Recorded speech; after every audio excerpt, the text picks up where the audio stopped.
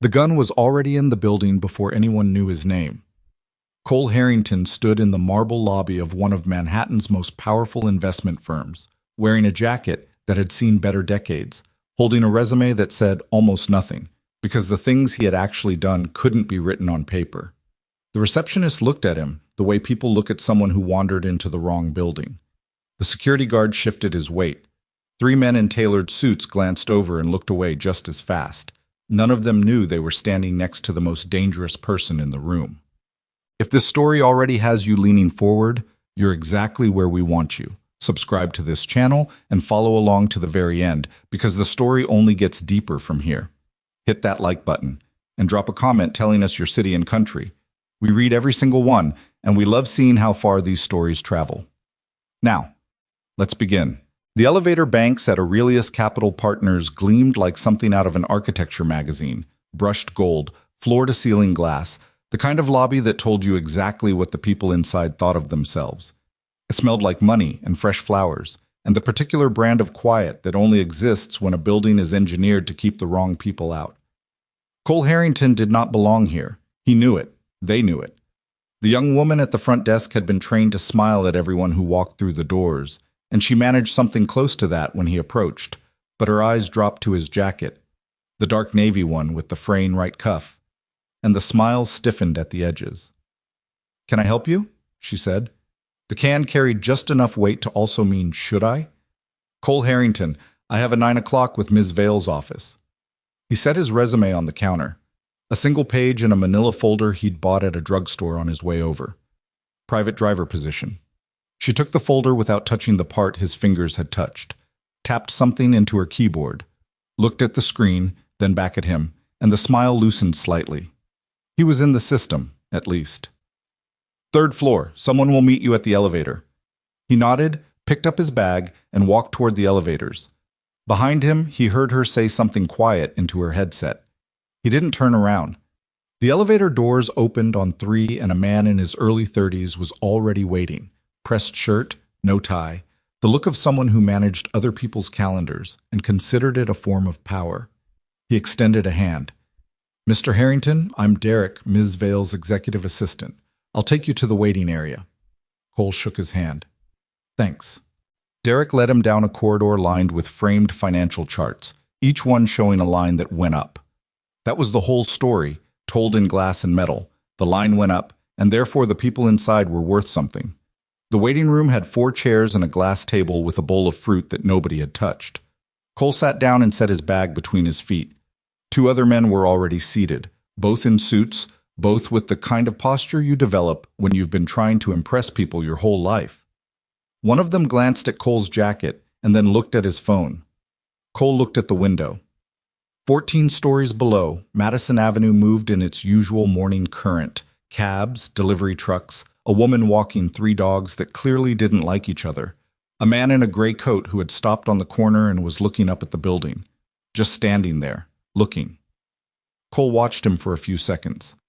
The man pulled out his phone and walked on. Cole looked away. He had been out of the military for 4 years, and in those 4 years he had driven corporate executives, wealthy tourists, a film producer who never stopped talking, and a retired senator who fell asleep before they'd cleared the parking structure. It was quiet work. Predictable. You learned the city, learned the clients, learned when to talk and when to shut up, and at the end of the shift you went home. Home was a 2-bedroom apartment in Queens that smelled like the lavender shampoo his daughter Maisie used. She was 7. She had her mother's eyes and Cole's habit of going completely silent when she was thinking hard about something. Her teachers called it focus. Cole called it survival instinct, though he never said that out loud. Her mother had left when Maisie was 2. Not dramatically. No screaming, no broken things. Just a conversation one evening where she said she hadn't signed up for a man who woke up at 3 in the morning listening for sounds that weren't there. Cole hadn't argued. He'd understood. He was not easy to live with. He knew that. He was, however, good at his job, whatever that job happened to be at any given time. "Mr. Harrington?" Derek was in the doorway. Cole stood up. The 2 suited men looked at him again, recalculating something they couldn't quite name. The interview room was smaller than he'd expected. A round table, 4 chairs, A window overlooking a courtyard. Someone had put a small plant on the windowsill. Not for decoration, Cole thought, but because someone actually liked plants and it was their office, and they hadn't let the designers take everything. Alessandra Vale was already sitting when he walked in. She was 30 years old, which he knew from the brief research he'd done the night before while Maisie was doing homework at the kitchen table. The articles about her tended to use words like relentless and visionary and youngest female CEO in Aurelius Capital's history, which was the kind of language that told you what people wanted her to be and almost nothing about who she actually was. She was shorter than the photographs made her look. Dark hair, pulled back but not precisely. A few pieces had come loose and she hadn't bothered with them. She wore a white blouse and no jewelry except for a thin silver watch on her left wrist. No rings. She had a coffee cup in front of her, half empty, and a legal pad with handwritten notes that she turned face down when he came in. Not because she was hiding anything, Cole thought, because she didn't want to be distracted by her own writing. Mr. Harrington. She stood and shook his hand. Firm grip. Brief. Businesslike but not cold. I'm Alessandra Vale. Sit down, please. He sat. She sat. I've gone through your file, she said. Previous clients, references, driving record, clean. 7 years of private chauffeur work since your discharge. Before that, 12 years in the military. She paused. Your service records are mostly classified. Yes. You don't want to tell me what you actually did. It wasn't a question, not entirely. It wouldn't change whether I can do this job, he said. She looked at him steadily. No. It might, though, help me understand why a man with your... She seemed to consider and then discard several words. Background would want to drive someone around Manhattan. My daughter goes to school 3 blocks from our apartment, Cole said. She's 7. She has a teacher she likes, 2 friends she's had since kindergarten, and she knows every shortcut between home and the park. I'm not moving her. Alessandra said nothing, just watched him. I'm good at this work, Cole added. I know cities, I know how to read traffic, and I know how to read people, which matters more. I show up on time, I don't talk unless there's a reason to talk. And I notice things. What kind of things? The kind other drivers don't. She picked up her coffee, drank, set it down. That's a vague answer. I know. Give me a specific one. Cole thought for a moment. The man in the gray coat on the corner of 53rd and Madison when I came in this morning. He stopped and looked at this building for about 40 seconds, long enough to count floors. He was on his phone, but the screen was dark. I could see it from the lobby windows. He wasn't making a call. He was marking something. Alessandra was still watching him. Something in her expression had shifted. Not alarm, not yet. More like adjustment, like someone recalibrating a calculation. You noticed that from the lobby. I notice things, he said again. I said that already. A beat passed. Then something that was almost a smile crossed her face and disappeared. Why should I hire you over someone with a security background, an actual bodyguard? Because a bodyguard changes how you move, Cole said. Changes how meetings go, how people read you, how you walk into a room. You lose something. I drive. Nobody looks at the driver. She was quiet for a moment. Outside, an ambulance passed somewhere below, its siren cutting through the glass and then fading. 3 of my previous drivers sold information, Alessandra said. It came out flat and direct, like she was reading from a document, the way people talk about things that have been painful long enough to become just facts. One sold my schedule to a journalist. One had a relationship with someone employed by a competitor. I don't know if it was deliberate or just stupid, but either way my quarterly projections ended up in someone else's hands. The third, she paused. The third let someone into my building. I still don't know exactly why. Cole said nothing. He recognized the rhythm of someone who had been burned enough times that they'd stopped flinching and started cataloging. So when I ask what makes you different, she said, I'm asking seriously. I know, he said. I don't have a perfect answer. I have a consistent one. I do the job. I don't carry problems into it. I don't carry it home. And I don't trade what I know for anything. Money, favors, conversation. Whatever I see in this job stays in this job. He paused. And I notice things. This time, when she almost smiled, she let it go a fraction further. You said that 3 times now. It keeps being the most accurate answer. She looked at him for another few seconds, then picked up her pen and made a note on the legal pad. She'd turned it back over at some point without Cole noticing exactly when. "I'll be in touch by end of day," she said. She was in touch by noon. Chub. He started the following Monday. The first week was unremarkable in the way Cole had learned to trust. No week was truly unremarkable, but the visible surface of it was. Morning pickups at Alessandra's apartment building on the Upper West Side. The drive down to Aurelius Capital. Afternoon routes to meetings in Midtown. Occasional trips across the bridge to Brooklyn. One early evening run to JFK for a colleague whose flight she was apparently not happy about rescheduling. He heard one side of that phone call and kept his eyes on the road. She didn't talk to him much that first week. That was fine. He wasn't there to be talked to. What he did was watch. He changed the route to her office every day. Not dramatically. There were only so many ways to get from 78th Street to the financial district in morning traffic. But enough. Enough that anyone tracking a pattern would have to work for it. He started parking in different positions in the garage beneath Aurelius Capital, noting which spaces gave him the clearest view of the entrance and which exits could be reached fastest from each location. He started logging vehicles. A dark blue Chevy Tahoe appeared twice near her apartment building on Wednesday morning, once at 7:15, once at 7:42. Different parking spots. Same vehicle. Cole wrote down the plate, though he didn't run it. Not yet. A silver sedan, partial plate matching, appeared again on Thursday outside the Midtown building where she had a lunch meeting. He didn't say anything to Alessandra. He had 3 data points. He needed more before he said anything, because the most useless thing you could do was raise an alarm that turned out to be nothing. It trained people to stop listening. On Friday afternoon, returning from a late meeting in Tribeca, Alessandra was on the phone with someone who was clearly making her angry. She had the particular stillness of someone who was furious and had decided not to show it, jaw tight, one hand flat on her knee, voice completely level. "That's not what was agreed, Victor, and you know it. The timeline doesn't change because Meridian got nervous." A pause. "I understand what you're saying. My answer is still no. We sign on the 15th. Another pause, longer this time. "Good. Then we're in agreement." She hung up and looked out the window at the river sliding past as Cole crossed the bridge. "Long week," she said. Not really to him, more to the window. "It'll get longer," Cole said, before he'd fully decided to say it. Alessandra glanced at the rearview mirror. "Is that supposed to be encouraging?" "It's supposed to be accurate." She was quiet for a moment. "Victor Langford, my chief strategy officer, 6 years. She said it like she was explaining something, though he hadn't asked. "He has opinions about how things should be done. Loud opinions." Cole didn't respond. It wasn't his business. But he filed the name anyway, the way he filed everything. Not front of mind, just available. They crossed into Queens and the city changed around them.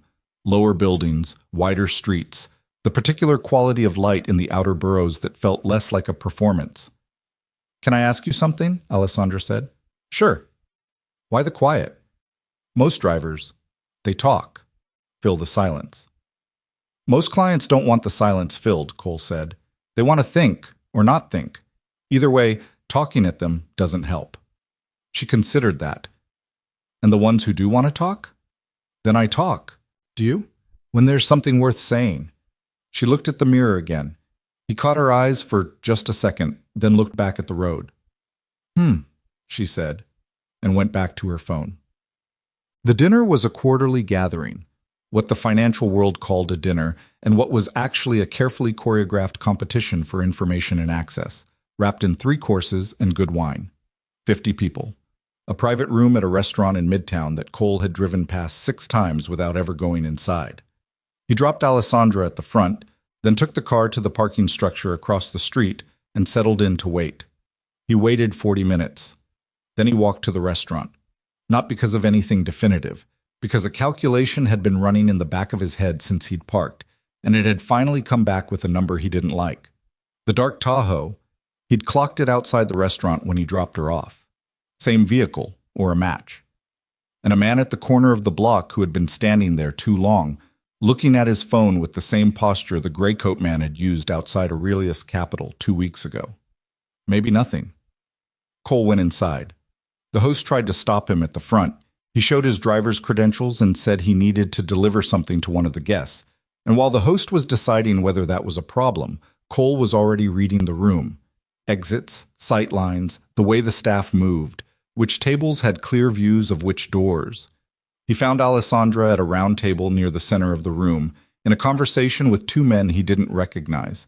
She saw him coming and her expression shifted, not alarmed, but sharp, already reading his face. He leaned down beside her. "We're leaving," he said quietly. "Now." She didn't argue. She didn't ask why. She placed her napkin on the table, said something brief and composed to the men she was with, and stood up. He walked slightly ahead, moving her toward the side exit. They were through the kitchen and into the service corridor when they heard it. A commotion from the main dining room, raised voices, the sound of something heavy falling. Later, he would learn that security had stopped a man in the main dining room trying to get past the host stand, and that the man was armed, and that he'd had a photograph of Alessandra on his phone. In the moment, Cole simply kept moving. When they reached the car, Alessandra's hands were steady, and her breathing was controlled, but she stood by the passenger door for just a second longer than necessary, one hand on the roof, and Cole could see the control it was costing her. He unlocked the doors and got in. She got in behind him. Neither of them said anything for most of the drive back uptown. The city moved past the windows, light and noise and all the ordinary machinery of a Friday night. "You knew," she said finally, not accusing, just certain. "I thought it was possible," Cole said. "That's different." "What did you see?" "A vehicle I'd been tracking. A man on the corner who'd been there too long." He paused. The way the dinner had been posted publicly on Aurelius Capital's events calendar. She turned that over in silence. "You've been tracking a vehicle." "For 2 weeks. I was going to say something when I had more." "Do you have more now?" "Enough," he said. She looked out the window. A long silence. "You should have told me sooner," she said. "Probably." Another silence. They crossed 57th Street, then 65th, heading north. "Cole." She said his name for the first time, just his first name, the way people do when they've decided something. "From now on, if you see something, you tell me. Even if it's just a possibility. Even if you're not sure. I'd rather know too much than find out you were managing what I got to hear." He thought about that. "Understood," he said. She looked at the mirror. He looked back.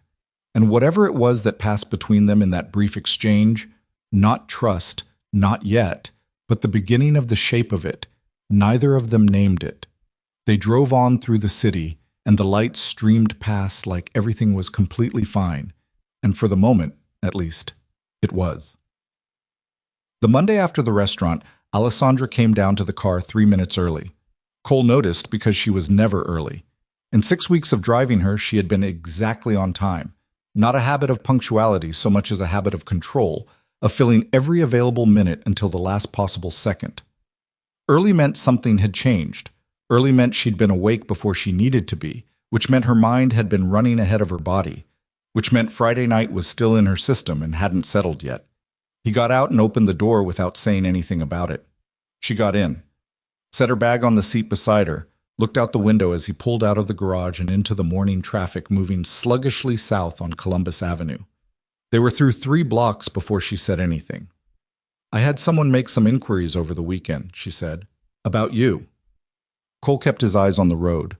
A cab cut in front of him and he braked without urgency. "I figured you would," he said.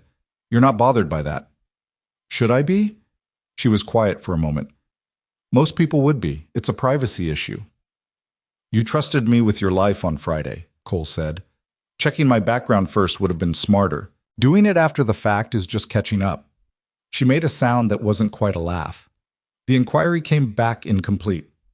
"I know. 12 years of service, and the record is basically a name, a rank, an entry date, and a discharge date. No unit designations, no deployment records, no commendations. And that's, from what I understand, that's unusual. Even classified service tends to leave more of a paper trail than that." Cole said nothing. "Which means," Alessandra continued, "that either the records were sealed deliberately or someone went to some effort to make sure they stayed that way." "Both," Cole said. "Both things are true." She absorbed that. Outside, the city did its morning thing, trucks double parked, a school bus disgorging children onto a sidewalk, steam rising from a grate in the street like the ground itself was exhaling. "I'm not going to ask what you did," she said. "Okay. I'm going to say that whatever it was, it's sitting in that front seat right now, and I'd prefer to know how to think about that." Cole thought about it for a block or two. "Think about it the same way you thought about it on Friday. It's useful. It's not a problem, but it comes with a context that doesn't go away." He paused. "Some things you carry. You learn to carry them without dropping them on other people." Alessandra turned that over. He could see her in the mirror, not looking at the window now, but at the back of his headrest, the way people look at something when they're actually thinking about something else entirely. "The man at the restaurant," she said. "Security told me he had my photograph. He also had a printout of the event schedule, the private one, not the public calendar listing." Cole's hands didn't move on the wheel, but something tightened in his chest. "Where does the private schedule go?" "My senior staff, 4 people plus Derek." Who knew about the dinner specifically? Not just the date, the venue, the room. "The same 4. Victor, my CFO Margaret Holt, my head of operations Raymond Chen, and my communications director, a woman named Priya." She said the names evenly, like she was reading from a list she hadn't decided what to do with yet. "And Derek, obviously. But Derek has been with me since I started this company." "People change," Cole said, and immediately felt the flatness of it. "I know that," she said, sharper than she'd intended. Then quieter. "I know that." They rode in silence past City Hall, the old stone of it sitting heavy and permanent in the morning light. Cole made a left and found the approach to the parking structure beneath Aurelius Capital. "I'm going to start keeping a log," he said. "Vehicles, individuals, times, locations. If you're willing, I'd like access to the building's security camera footage, whatever covers the street-level approaches. I'll need to review it myself." "You think the restaurant thing wasn't a one-time event?" "It wasn't."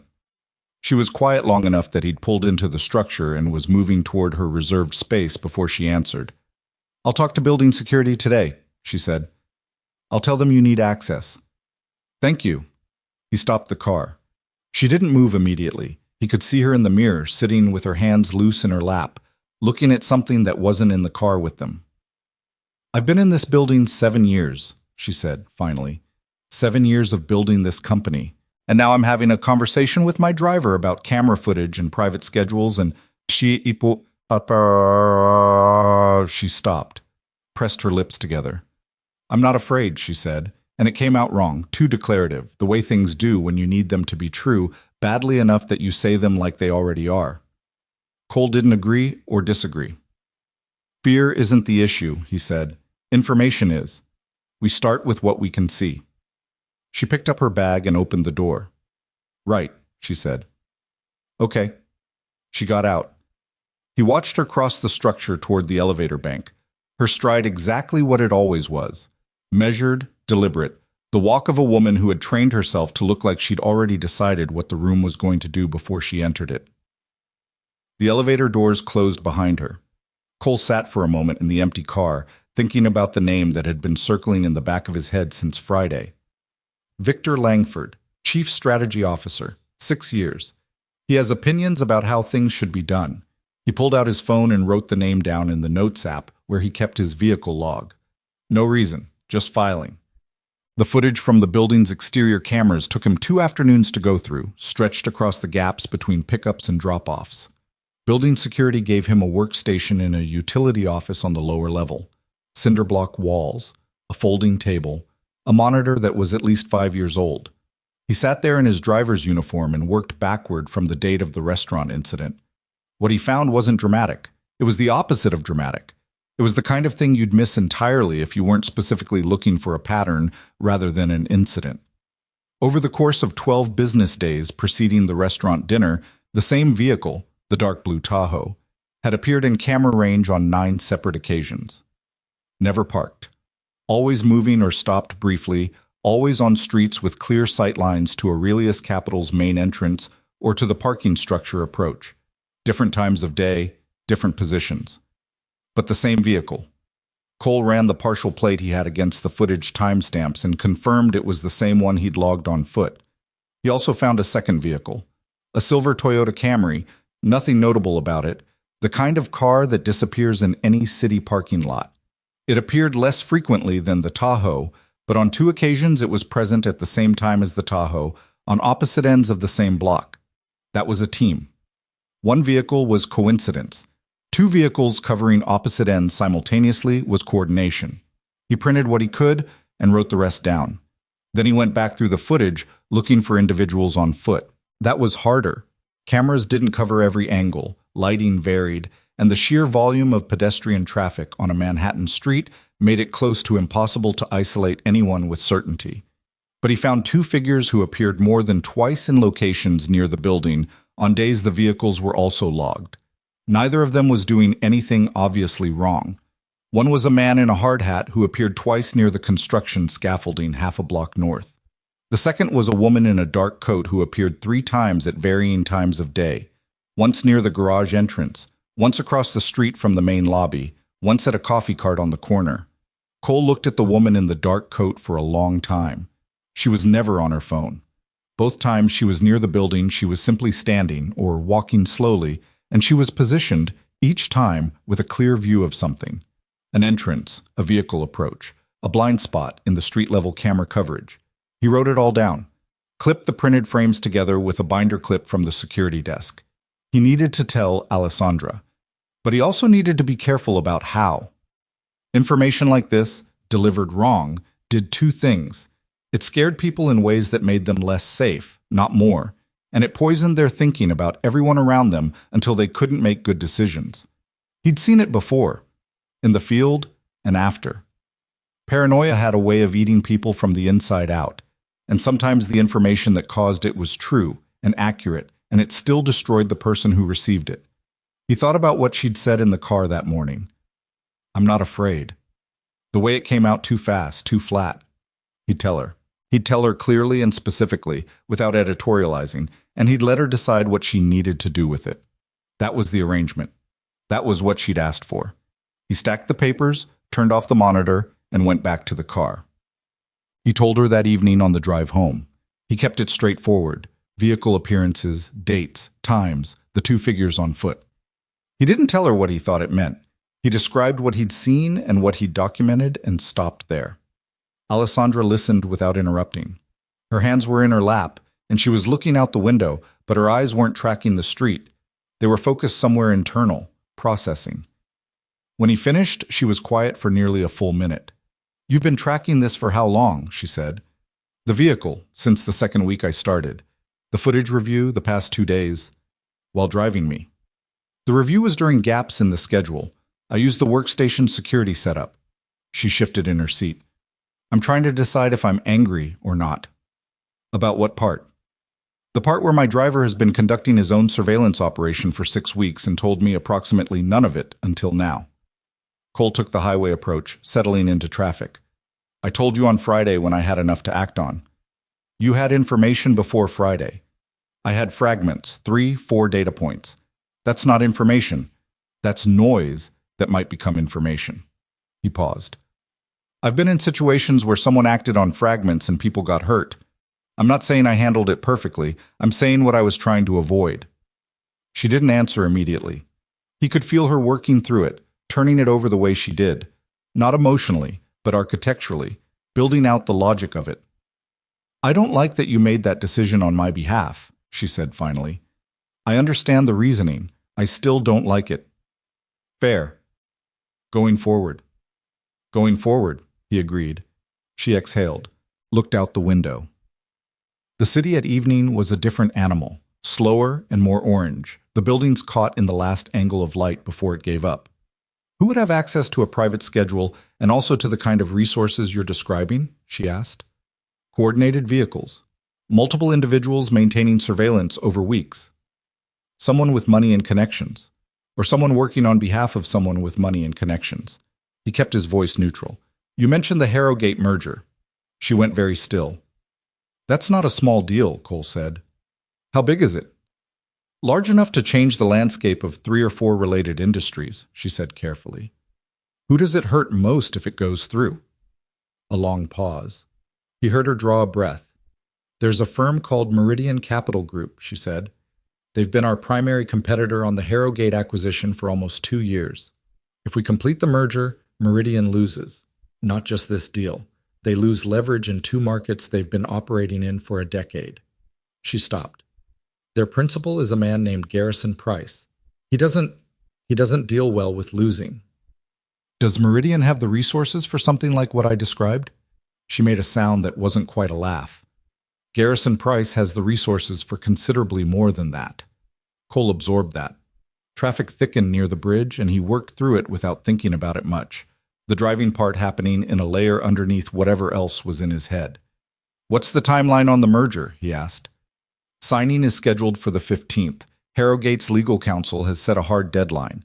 If the documents aren't executed in person by midnight on the 15th, the agreement voids. She paused. It's in 12 days. Where? The signing takes place at Harrogate's primary facility. Their main conference center is at a resort property they own in the Adirondacks. Cole's hands tightened slightly on the wheel. He released the tension before she could notice. Remote location, he said. It was Harrogate's preference. They have a significant security apparatus at the property. We thought it was actually safer than a city location. A beat, we thought. I'd like to see the route, all of it. Highway, any mountain approaches, the property layout if you can get it, before we go. I'll get it. They were on the bridge now, the city opening out behind them, the river below going dark. Cole looked at the skyline in the mirror, the way it always looked from here. Enormous and specific, and somehow indifferent to everything happening inside it. There's one more thing, he said. Go ahead. The schedule from Friday night. The private one, with the venue. He let a beat pass. Someone in your four gave it out. I'm not telling you who because I don't know who. But statistically, if Meridian has been running surveillance on you for 6 weeks, they needed help getting your private calendar early on. That's not something you buy after the fact. He watched her in the mirror. Her face had gone careful. Not blank. She wasn't someone who went blank. But careful in the way of someone who is holding the pieces of something together by sheer will while they figure out where each one belongs.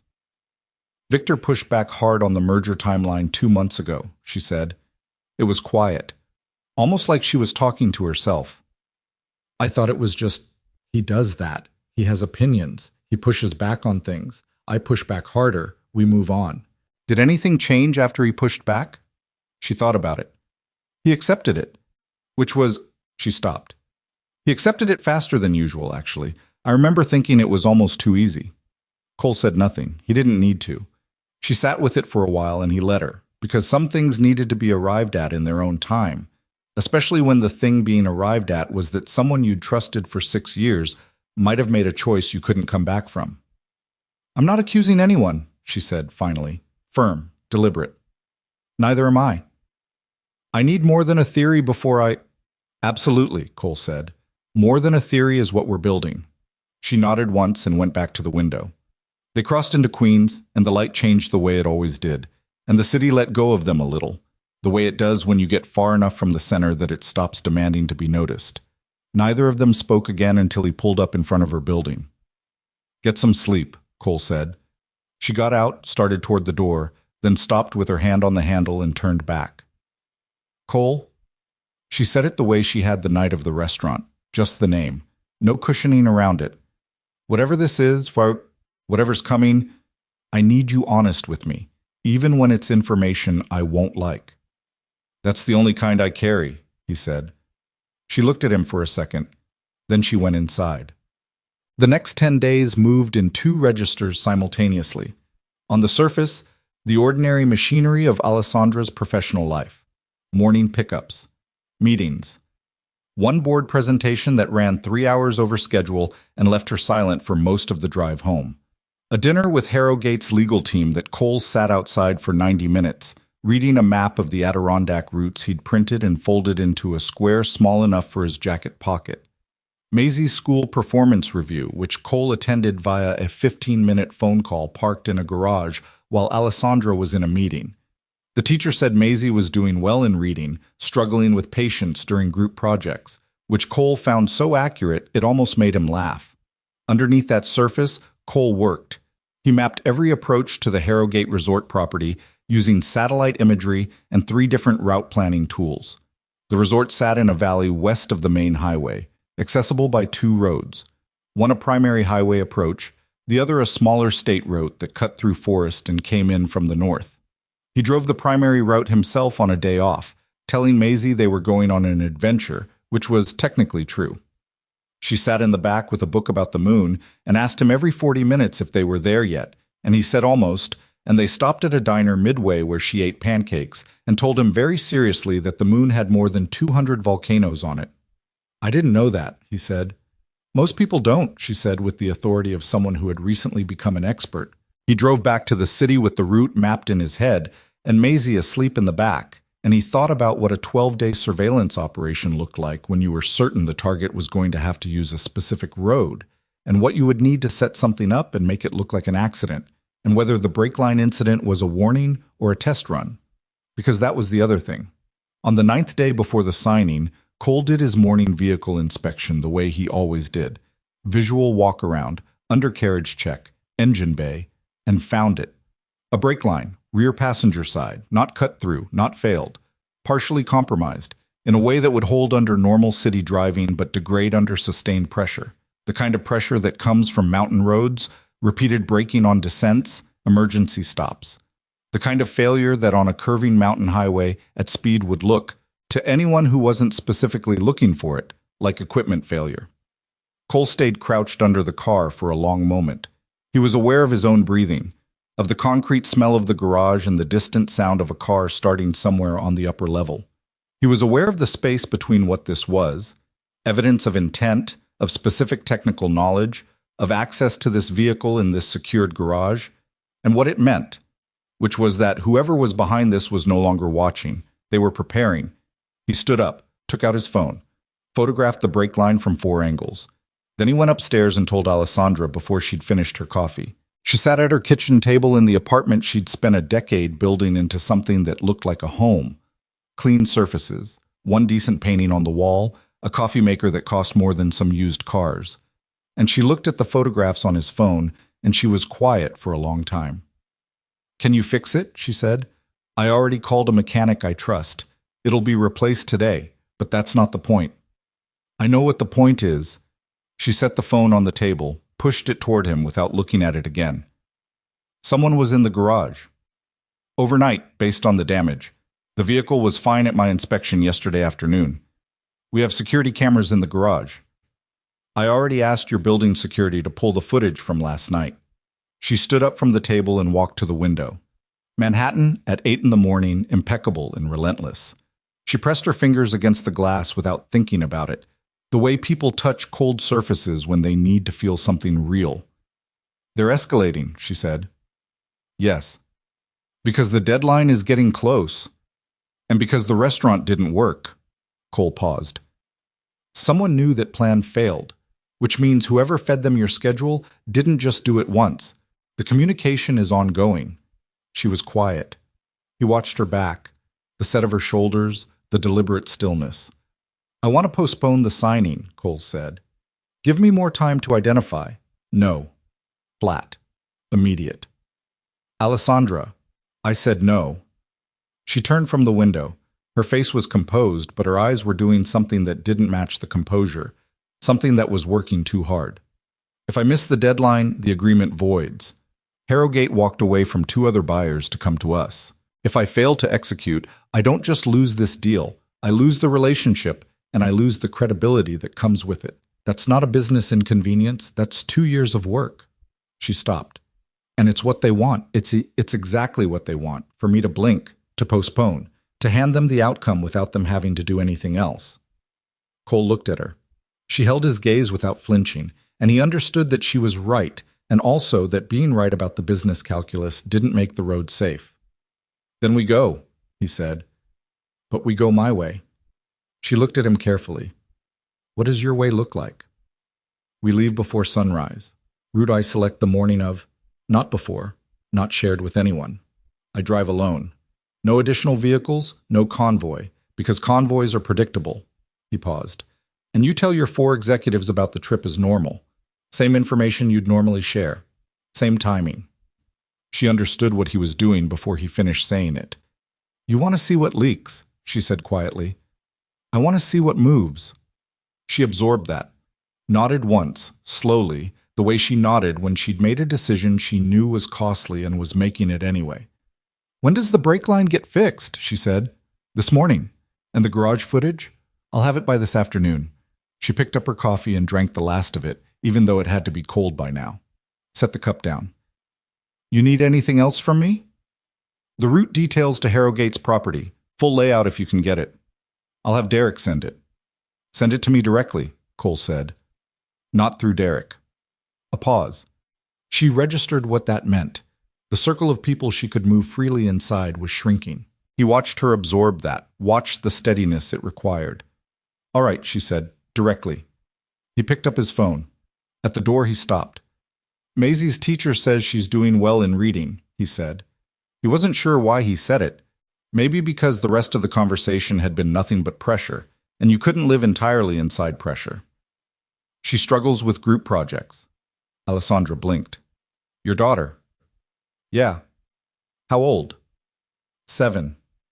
Something moved across Alessandra's face that wasn't professional or strategic or any of the other things her face usually was.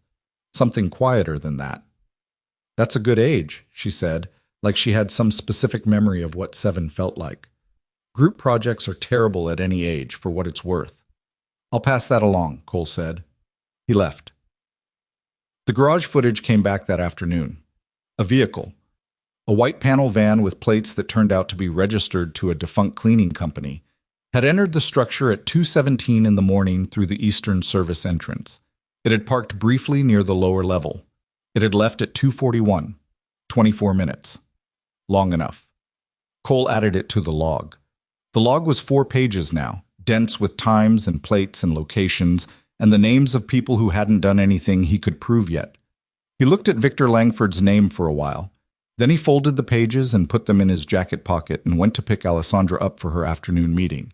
She got in the car without preamble. She'd been in back-to-back meetings all day, and she had the look of someone running on something other than rest. A combination of caffeine and controlled fury that Cole had started to recognize as her particular brand of endurance. "Victor asked me this morning," she said, as Cole pulled out of the structure, "about the signing trip. He wanted to know which route we were taking." Cole said nothing for a beat. "Did he say why?" "He said he wanted to know for coordination purposes, in case he needed to reach me during the drive." She paused. "He's never asked that before." "Not in 6 years." The traffic light ahead went red. Cole stopped. "What did you tell him?" "I told him I hadn't finalized the route and that Derek would update the team as soon as I had."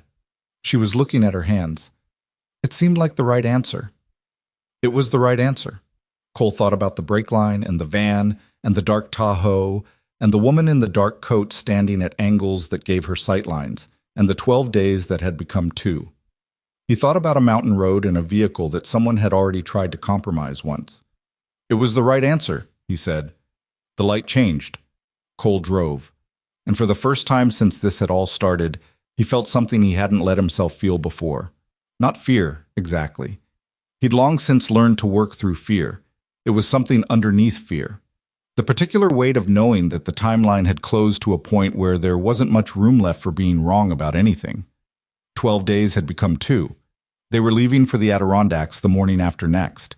And whatever was waiting for them on that road, Cole understood with a certainty that settled into his bones like cold weather, was already in position. They left Manhattan at 4:47 in the morning. Cole had been awake since 2. He'd checked the car twice. Full inspection, every panel, undercarriage, engine bay, brake lines that had been replaced 2 days earlier by a mechanic named Sal, who'd worked on Cole's personal vehicle for 3 years, and who hadn't asked a single question about why the job needed to be done in cash before the sun came up.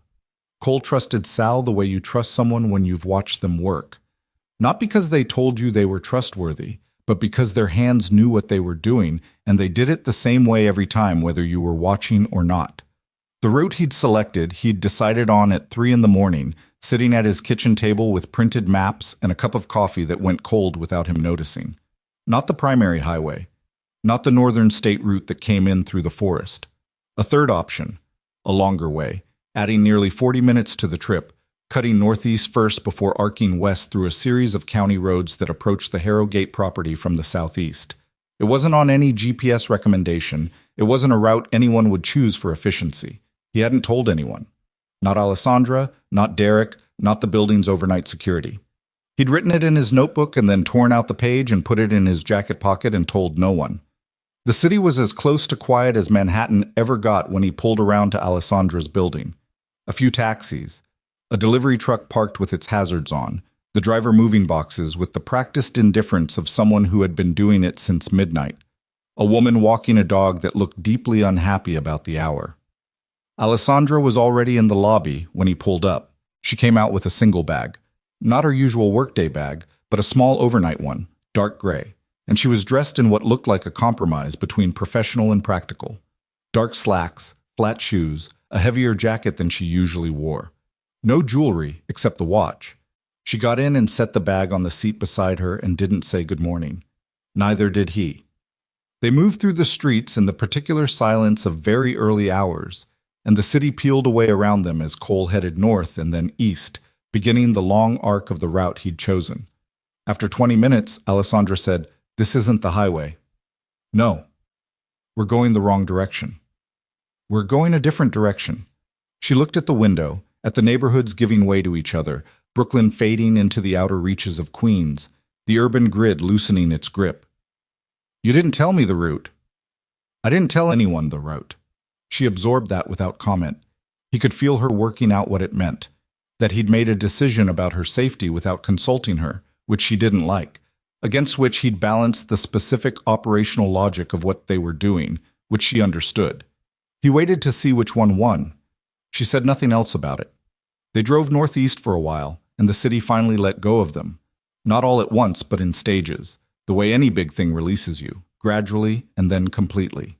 Buildings gave way to commercial strips to residential outskirts to highway, and the highway to the particular darkness of upstate New York at 5 in the morning, where the sky was beginning to lighten along its eastern edge and the trees were just dark shapes against a slightly less dark sky. Alessandra slept for about 40 minutes, somewhere around the second hour. Cole noticed the moment it happened. The particular quality of silence that shifts when someone goes unconscious, something in the breathing, something in the peripheral stillness. He adjusted the heat slightly and kept driving. He wasn't tired. He'd trained for this specific state, the sustained alert of early hours, the way attention had to be active rather than passive, looking for things rather than just looking. His eyes moved to the rearview mirror at consistent intervals.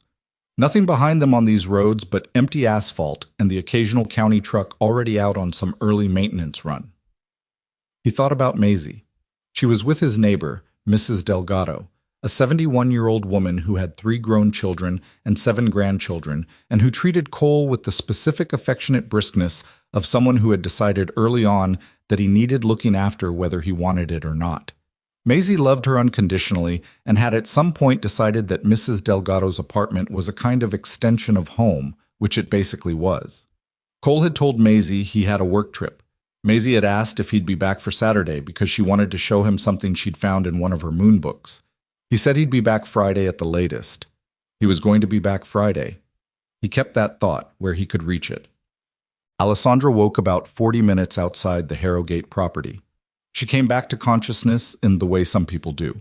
Not gradually, but all at once, like a switch, immediately present and oriented. "Where are we?" she said. "About 40 minutes out."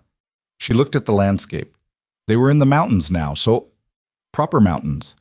Not the gentle rolling hills of the lower Adirondacks, but actual elevation. The road curving through dense stands of pine and birch, the light coming in at angles through the trees. The air, even sealed in the car, felt different, thinner, cleaner. "How long have I been asleep?" "Little under an hour." She straightened in her seat, ran a hand over her hair, looked at her phone.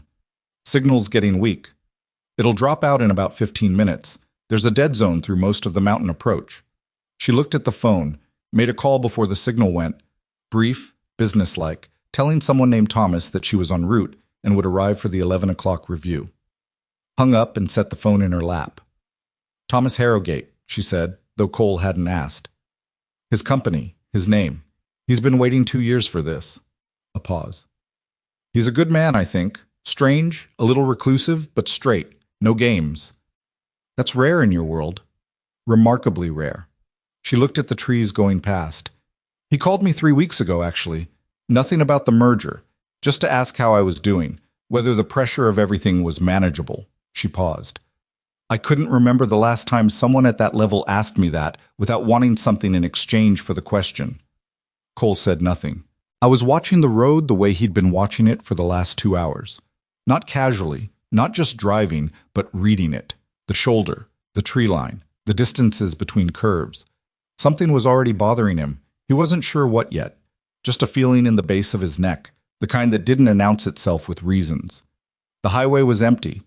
That wasn't unusual for 6:30 in the morning on a mountain road, but they'd now gone 11 minutes without seeing another vehicle in either direction. No headlights approaching, no taillights ahead. The county route that fed into this section of highway had 2 turn-ins he could see from here, and both of them were empty. Too empty. That was the word his training kept handing him. Too. His foot eased slightly off the accelerator. Just slightly. Cole, Alessandra said, and the way she said it, not the business-like version, not the composed professional version, put his shoulders up. She was looking at her phone. I lost signal. Expected. I know, She held the phone. I always hate that moment. He understood.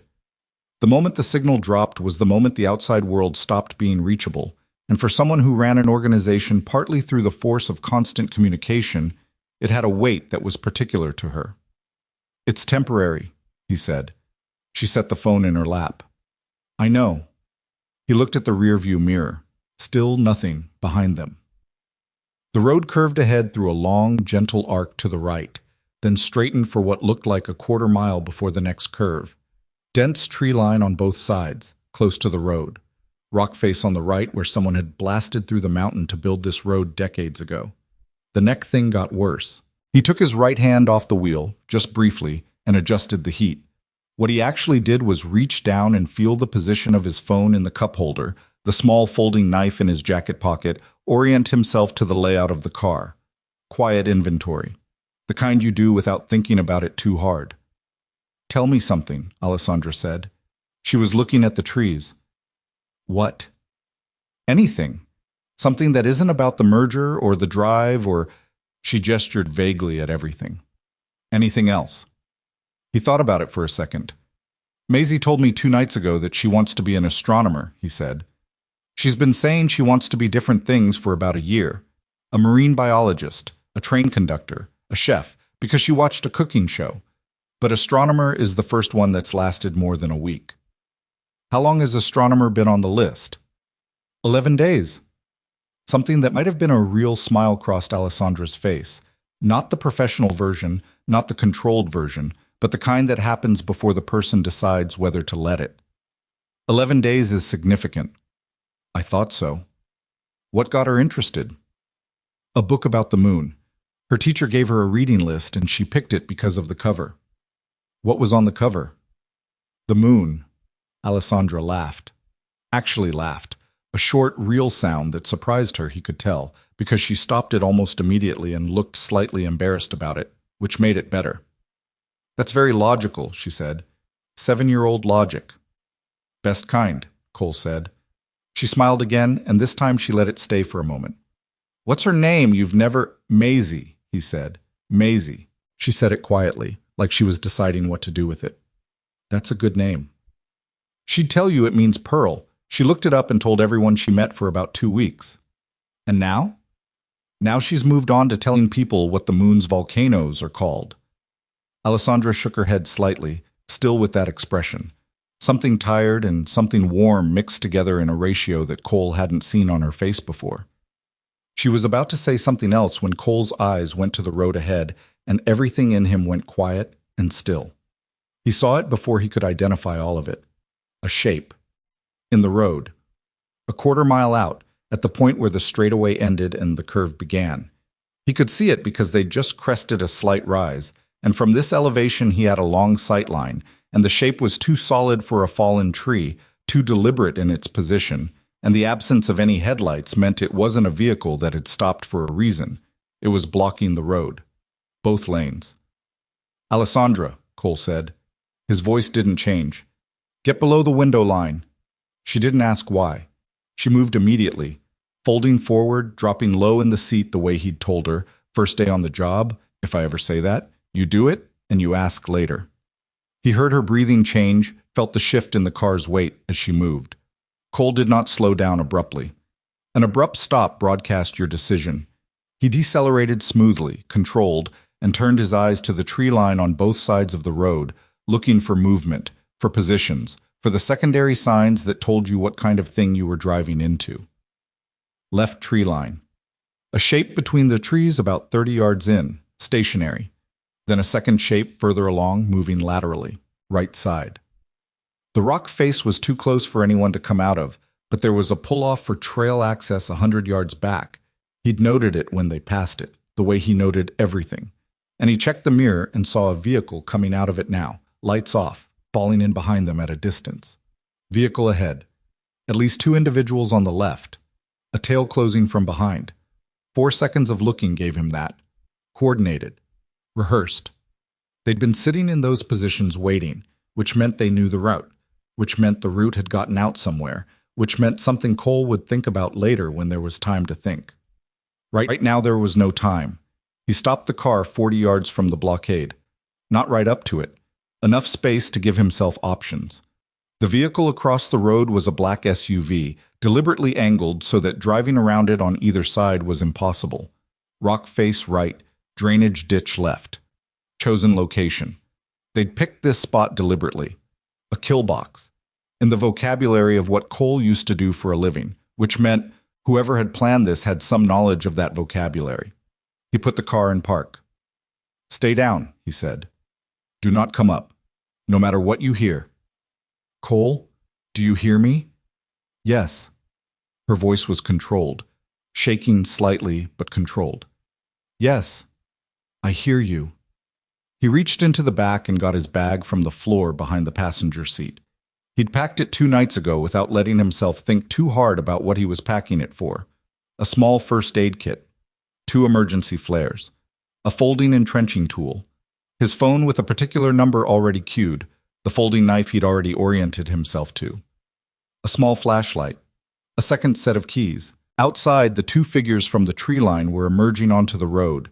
He could see them now in the gray morning light, dark clothing, moving in a spread pattern, not rushing. Trained movement, which meant hired, which meant Price had spent real money on real people, which was both worse and better than amateurs. Professionals had a plan. Plans had limits. Amateurs had nothing to lose and nothing to follow. A third figure appeared from the far side of the SUV, then a fourth, going to the right side of the road, covering the ditch approach. Cole got out of the car. He did it calmly, closing the door behind him, stepping onto the asphalt, putting both hands visible at his sides. He made himself as non-urgent as possible in his posture. He knew how to do this, how to be present in a way that didn't trigger the specific aggression that came from people who'd been told to do something and hadn't been told what to do if the situation went sideways. "Hey!" he called out.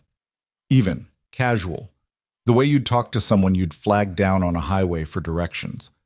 "What's going on? Car trouble?" The 2 figures from the tree line were closer now, 15 yards, 10. The one on the left had his right hand at his side in a way that wasn't natural, which meant something in the hand or near the hand. The one on the right was holding position, watching the car. The man by the SUV walked toward Cole with the particular walk of someone who'd decided he was in charge. Medium build, older than the other 2, a jaw that looked like it had been hit before and had healed slightly wrong. He stopped 8 feet out. "We're going to need you to turn the car around," he said. "Sure," Cole said. "Can I ask why?" "Road's closed." "I didn't see any signs." "Now you know." He looked at the car. "You've got a passenger." "Client," Cole said. "I'm a driver. She's got a meeting at Harrogate Resort." "Meeting's canceled." The man said it easily, like he'd said it before, like he'd rehearsed it. "Tell her to call and reschedule." "No signal up here," Cole said. "You know how it is." He smiled like this was a completely normal conversation between two reasonable people standing on a mountain road at 6:30 in the morning. Tell you what, let me check with her, see what she wants to do. Give me a second. He turned back toward the car. As he did, he was reading the positions. Left figure, 10 yards, slightly behind his own shoulder line. Right figure, moved up during the conversation, now at the front right corner of Cole's vehicle. Jawman, 8 feet, center. Tail vehicle had stopped 40 yards back. He couldn't see the SUV from the rear in his peripheral, but he could see the static quality of the light it cast on the road. 4 visible, possibly a 5th in the rear vehicle. He went through it in the space of 4 steps back to the car. Not the combat math of his old life, not exactly. Something more basic, simpler. He'd spent 4 years trying to be something other than what his training had made him, and standing here in the gray mountain light he felt, with a clarity that was almost physical, that the trying was over. Not because he wanted it to be, because the road had closed behind him the same as it had closed ahead, and the only question that mattered now was how to get Alessandra out of this in one piece. He opened the car door, crouched down beside it. Alessandra was below the window, her back against the seat, knees drawn up. Her eyes found his immediately. "There's a trail access," he said, very quiet. 100 yards back on the left, marked with a green post. Leads northeast, away from the road. He met her eyes. "I need you to listen to exactly what I say and do it exactly when I say it. Okay?" Her voice was steady. He was aware dimly that she was holding herself together by an act of sustained will, and that the will was strong, and that it had limits, and that they needed to be well away from here before those limits became relevant. "In about 30 seconds, Cole said, something is going to happen. When it does, you get out this side of the car, you stay low, and you move to that tree line, fast. Don't look back. Don't wait for me. Get into the trees and find the trail marker, and you go northeast on that trail as fast as you can move." "What about you?" "I'll be right behind you." "You're not going to tell me that if you're not sure it's true." He held her gaze. "I'll be right behind you." She nodded. Once, the nod of someone who had decided to trust a thing they couldn't verify. Cole stood up, looked across the roof of the car at Jawman, who had moved 2 steps closer. "She wants to turn around," Cole said. "But there's something wrong with the car. I think it's the engine. Can you give me a minute?" Jawman looked at the other two, then back at Cole. "Make it quick." Cole went to the front of the car, opened the hood, bent over the engine bay. As he did, he was oriented to the left figure, 10 yards, just inside his peripheral range. I was oriented to the sound of the rear SUV, which hadn't moved. He was oriented to the smell of the morning, pine and cold rock, and the particular clarity that comes with altitude and low temperatures. He pulled one of the emergency flares from his pocket, cracked it against the engine block. It caught immediately, sharp red phosphorescent light, and a hiss that cut through the mountain quiet like something tearing. He threw it left. The left figure flinched back, which was the response he'd counted on. Not running, not attacking, just flinching, 1 second of startle, the specific human response to unexpected bright light and sound. 1 second was enough. Cole was already moving, coming around the front of the car, changing angles, moving toward Jawman instead of away from him because moving toward the nearest threat was counterintuitive. And counterintuitive bought him a fraction of a second more. He didn't want to fight. He wanted chaos. He wanted 30 seconds of disorder in which nobody had a clean shot and nobody had a clean decision. He got it. What followed was not the kind of thing Cole could have explained to someone cleanly, because it wasn't clean. It was fast, and it was loud, and it hurt.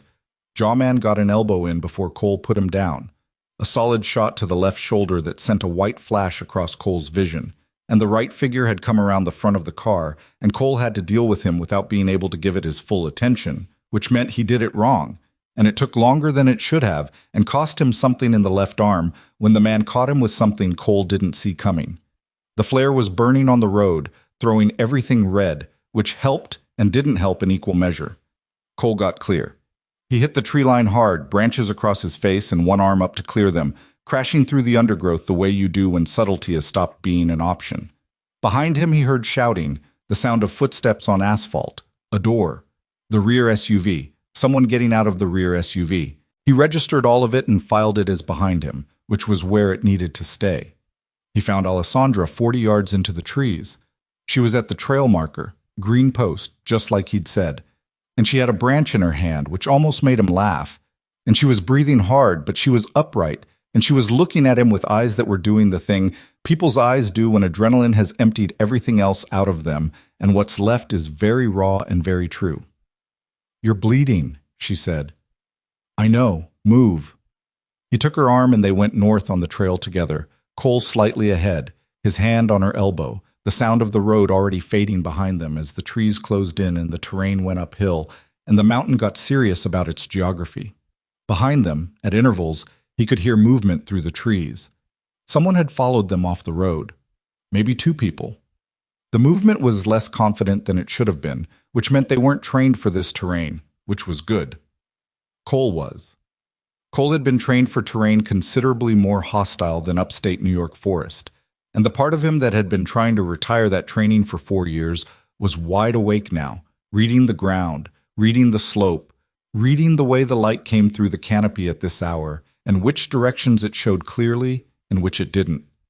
He pushed Alessandra to his left at a point where the trail curved, taking them off the marked path and up a steeper line through the brush. She didn't ask why. She climbed. They went for what he estimated was 2 miles, gaining elevation. His left arm was wrong. Not broken, he was almost certain, but something in it was damaged enough that it was affecting his grip, and he was compensating with the right, and he was aware of blood on his sleeve but not aware enough to be concerned about it yet. Later. Blood was a later problem. The sounds behind them thinned and then stopped. Either the pursuit had given up, or they'd found the trail and lost it at the point where Cole and Alessandra had left it, and in either case the immediate situation had changed from running to moving, which was different. He slowed. Alessandra was breathing hard, her hair completely loose now, a tear in the knee of her dark slacks from where she'd caught something in the underbrush. She was looking at him in that way she had, not waiting for permission, not deferring, just absorbing and assessing. "Are we clear?" she said. "For now, keep moving." "Where are we going?" "North. There's a hunting cabin. I clocked it on the satellite maps." "About 1.5 miles." He paused, pressed his right hand briefly against the left arm, testing the damage, and she saw him do it, and her expression changed. "How bad?" she said. "Manageable." "Cole." "Manageable," he said again. "Walk." She walked. He walked beside her, slightly behind, watching the tree line and the slope behind them and the way the shadows moved in the morning light. The mountain was bright now.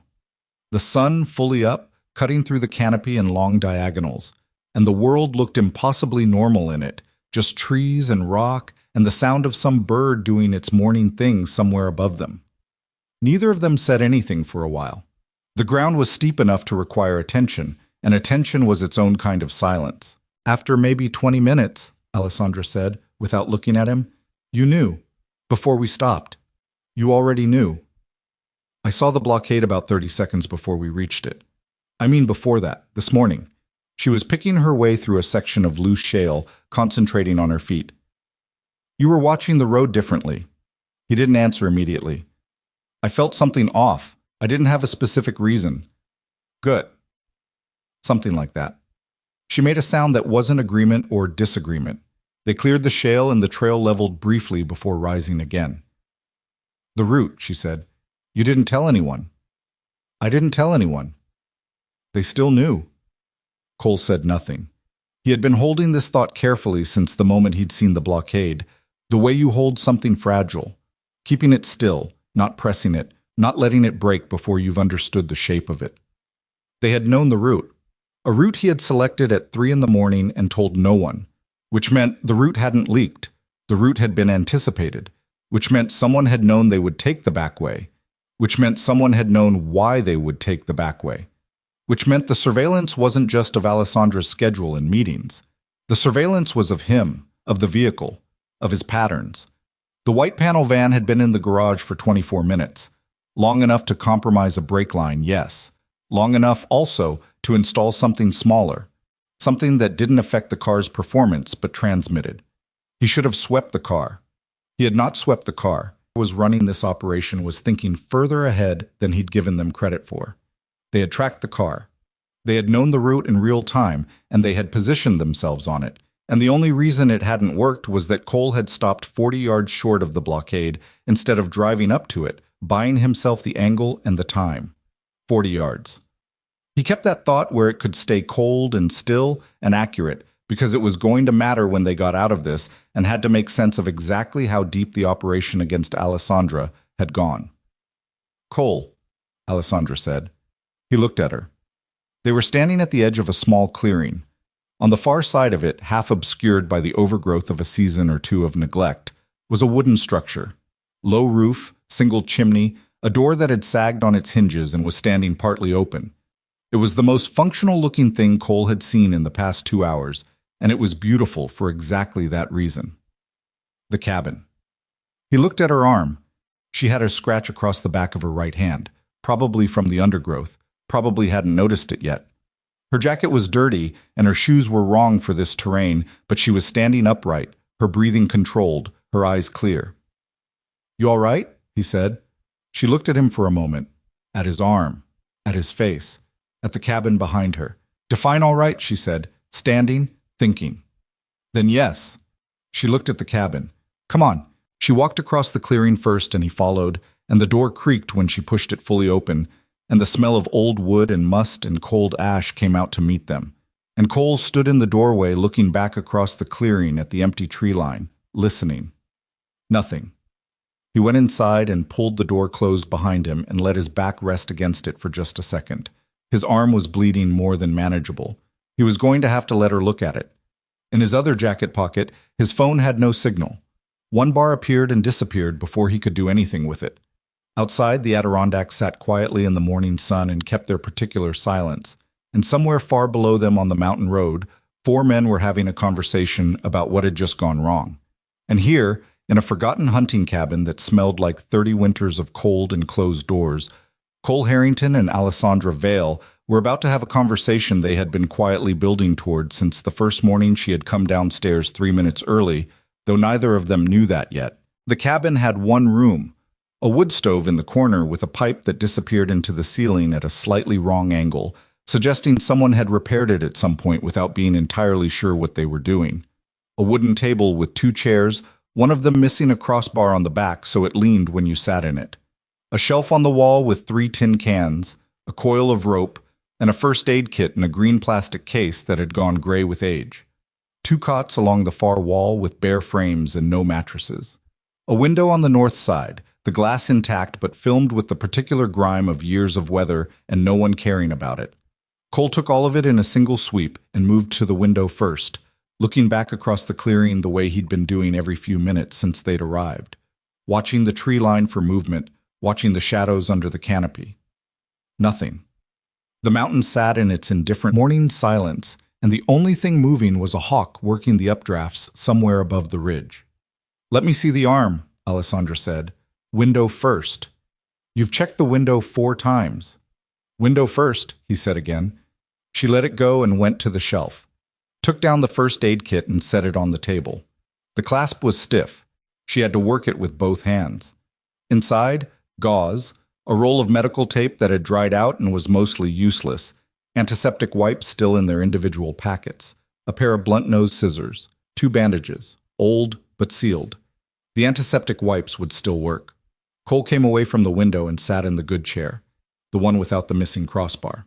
He took off his jacket and looked at his left arm for the first time without the specific task of moving through trees requiring his full attention. It was worse than manageable, though he wasn't going to say that. The cut was on the outer surface of his upper arm, about 3 inches long and deeper than a graze. Something with an edge had caught him in the road, or in the tree line. He couldn't remember exactly when, which was normal, the way pain had a way of filing itself for later when there were more immediate priorities. It had bled significantly, soaking through the inner layer of his sleeve, and it was still bleeding in the slow, persistent way that meant it needed to be closed. He rolled the sleeve up and looked at it. Alessandra sat in the other chair, kitty-corner to him, and opened the first aid kit properly. She looked at the wound without flinching, which he noted. Not everyone could do that.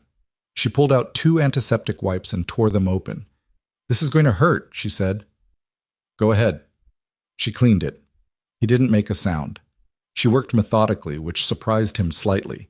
Not because she seemed incapable of it, but because most people got tentative around other people's injuries, moving too slowly or too gently in a way that made it last longer. She was direct. She cleaned it the way you clean something that needs to be clean, not the way you try to show someone you're being careful. When she was done, she looked at it again, assessing. "It needs stitches," she said. "Can't do stitches here."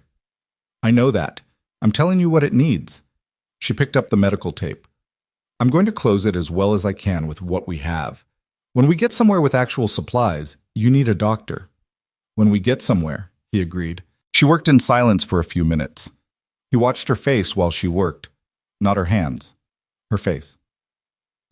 The concentration in it, the way she bit the inside of her lower lip slightly when she was pulling the tape to the right tension. The smudge of dirt along her jawline from the forest that she hadn't noticed, and he wasn't going to mention. The fact that her hands were completely steady. "You've done this before," he said. "Field first aid course. 3 years ago. My security consultant at the time insisted." A pause. "I thought it was excessive." "And now?" "And now I'm sitting in a hunting cabin in the Adirondacks taping up my driver's arm, so I'd say the jury has reached a verdict." He almost smiled. She pressed the last piece of tape down firmly and sat back and looked at her work. Not perfect. The tape was old and the edges weren't clean, but it would hold, and it would slow the bleeding, and that was what mattered. "Thank you," Cole said. She looked at him directly. "Don't thank me and then immediately get up and check the window again." "Give me 2 minutes." She made a sound that was specifically the sound of someone choosing not to argue because it wasn't worth it. Cole got up and went to the window. Tree line. Hawk still working the ridge, clearing empty. He came back and sat down. "Okay," she said. "Talk to me. What happened back there? How did they know the route?" He'd been thinking about how to say this since the clearing, whether to hold it until he was more certain, whether to frame it differently, whether there was any version of it that was less bad than the plain version. There wasn't. "The car," he said. "I think there was a GPS transmitter on the vehicle, placed when the van was in the garage." She was quiet for a moment. "You inspected the car." "Mechanical systems, engine bay. I checked for physical tampering. I didn't run a full electronic sweep." He kept his voice level. "That was a mistake. I should have." She absorbed that without the response he might have expected. No anger. No, "you should have known." No, "what were you thinking?" She was quiet in the way of someone processing information, not collecting grievances. "So they tracked us in real time," she said. "They knew the route as we drove it. They positioned ahead of us and waited."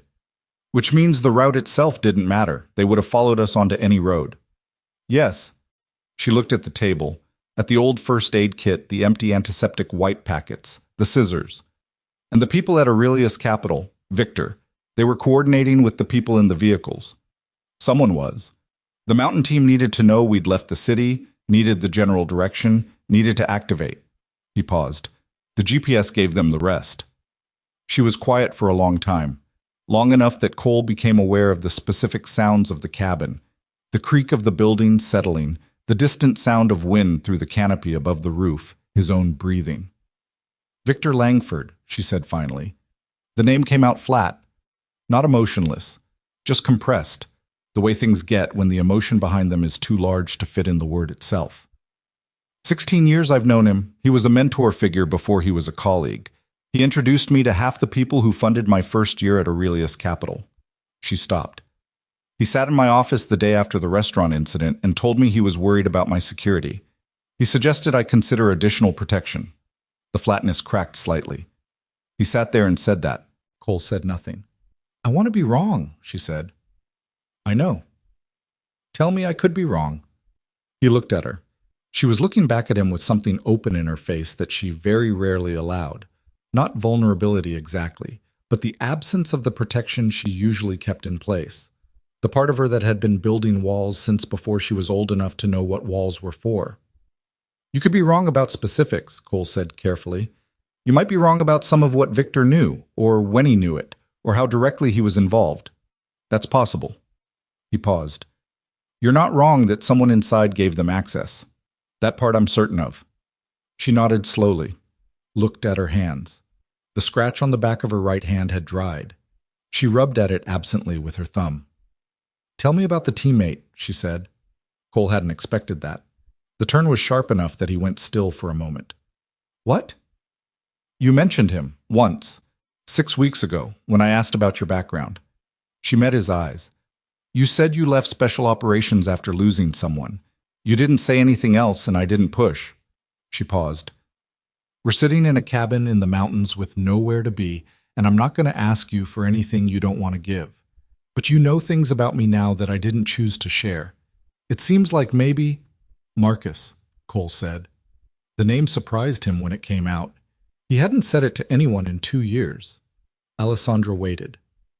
Marcus Reyes. He was my partner for 6 years. Not just in the operational sense, he was... Cole stopped. Started again differently. We came up together. Same class, same pipeline, assigned to the same unit.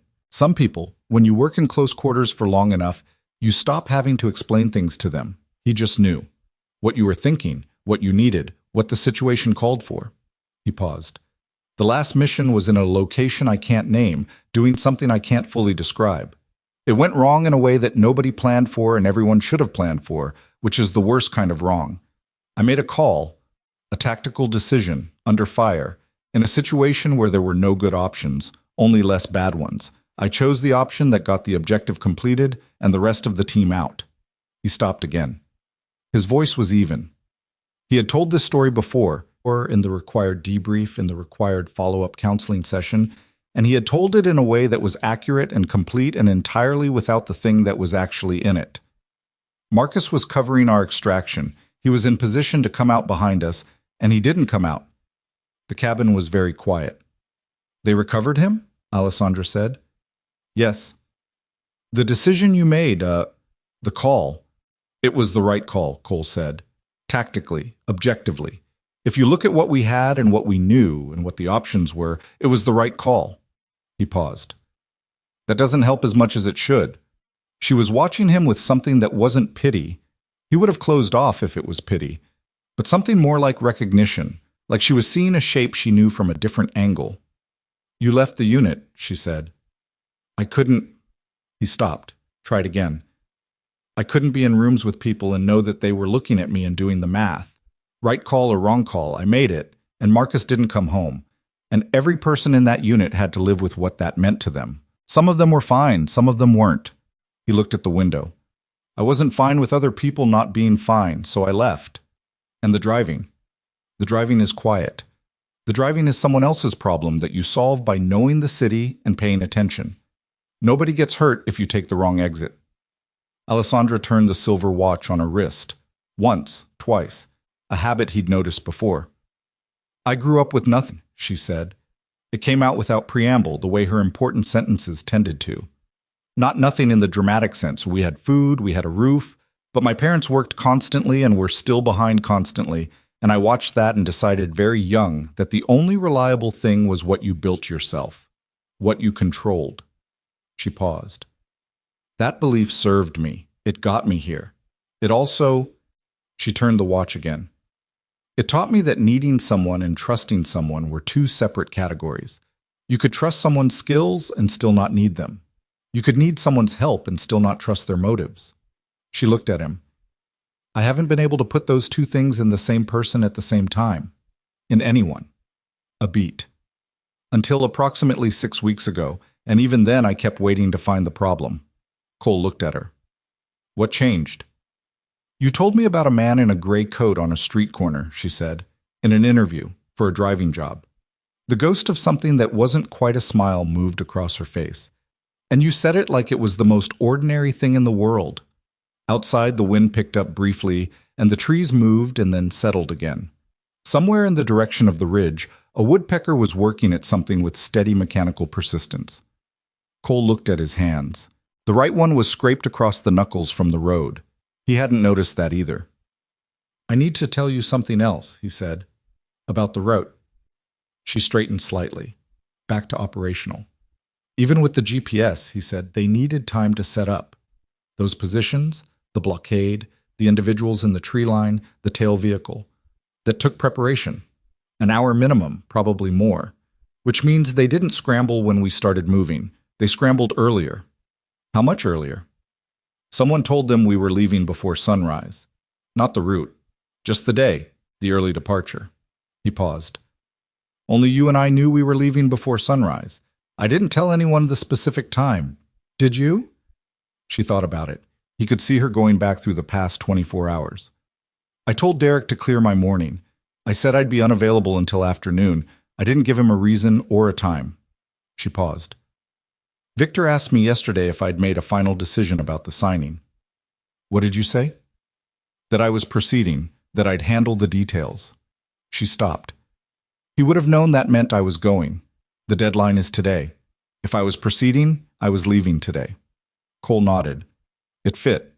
It didn't require a specific departure time. A broad window was enough to put people in position overnight, ready to activate when the GPS tracker showed movement. Victor has to know the ambush failed, Alessandra said. Yes. Which means he's going to move.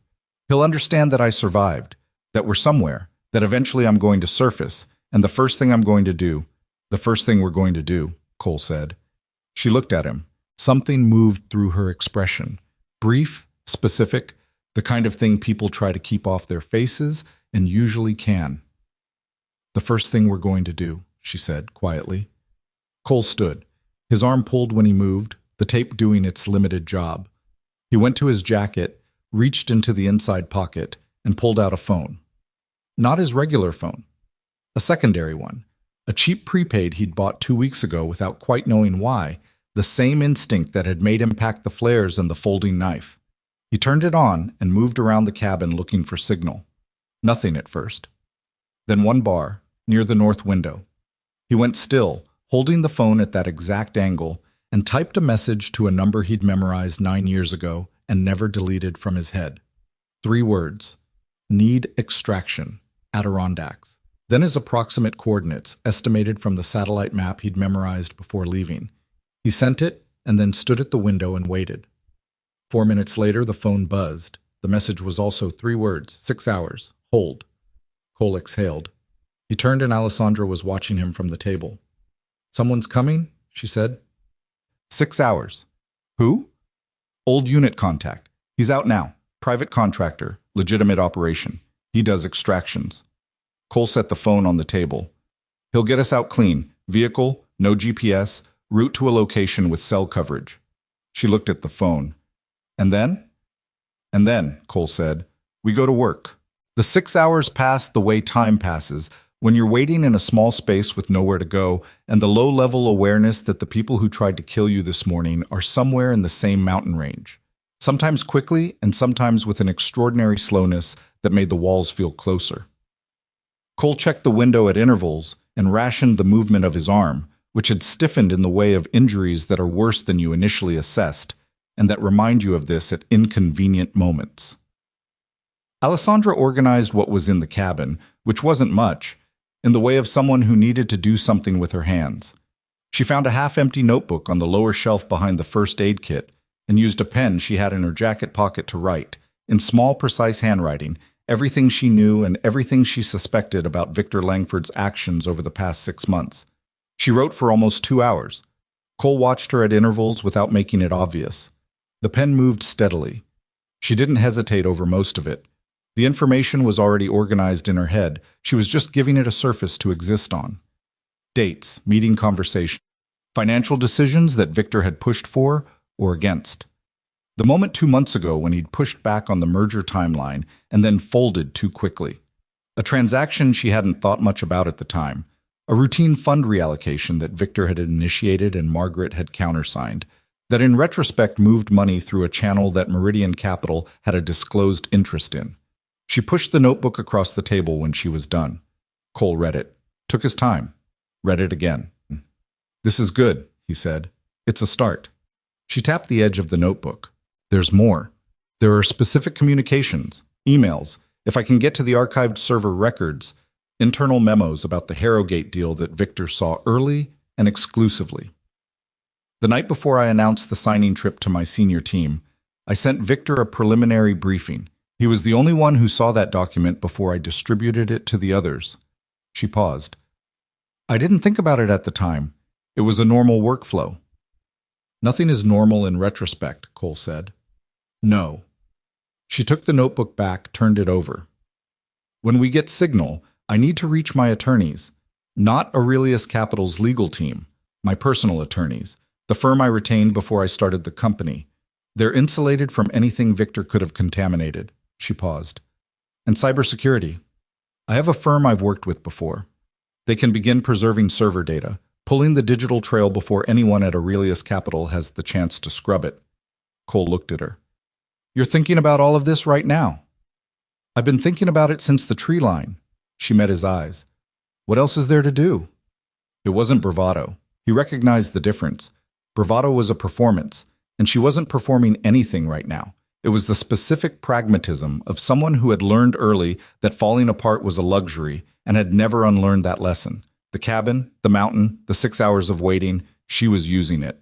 She was building the architecture of the counteroffensive while Cole held the perimeter.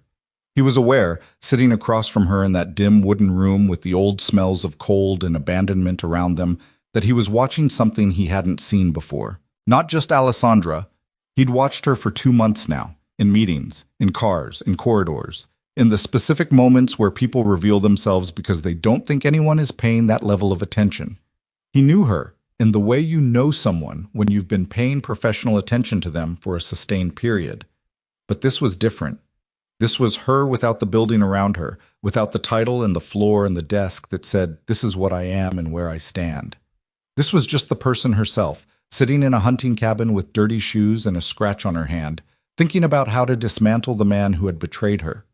He thought about Marcus, about the specific thing he'd said, or tried to say, about what it meant to be in a room with people who were doing the math about his decision and finding it either acceptable or not. The isolation of that. The way it had pushed him out of the unit and into the driver's seat of a series of increasingly boring cars, which had been the point. Boring meant safe. Boring meant nobody got hurt. Boring meant Maisie had her father at the end of every day. The problem with boring was that it didn't hold.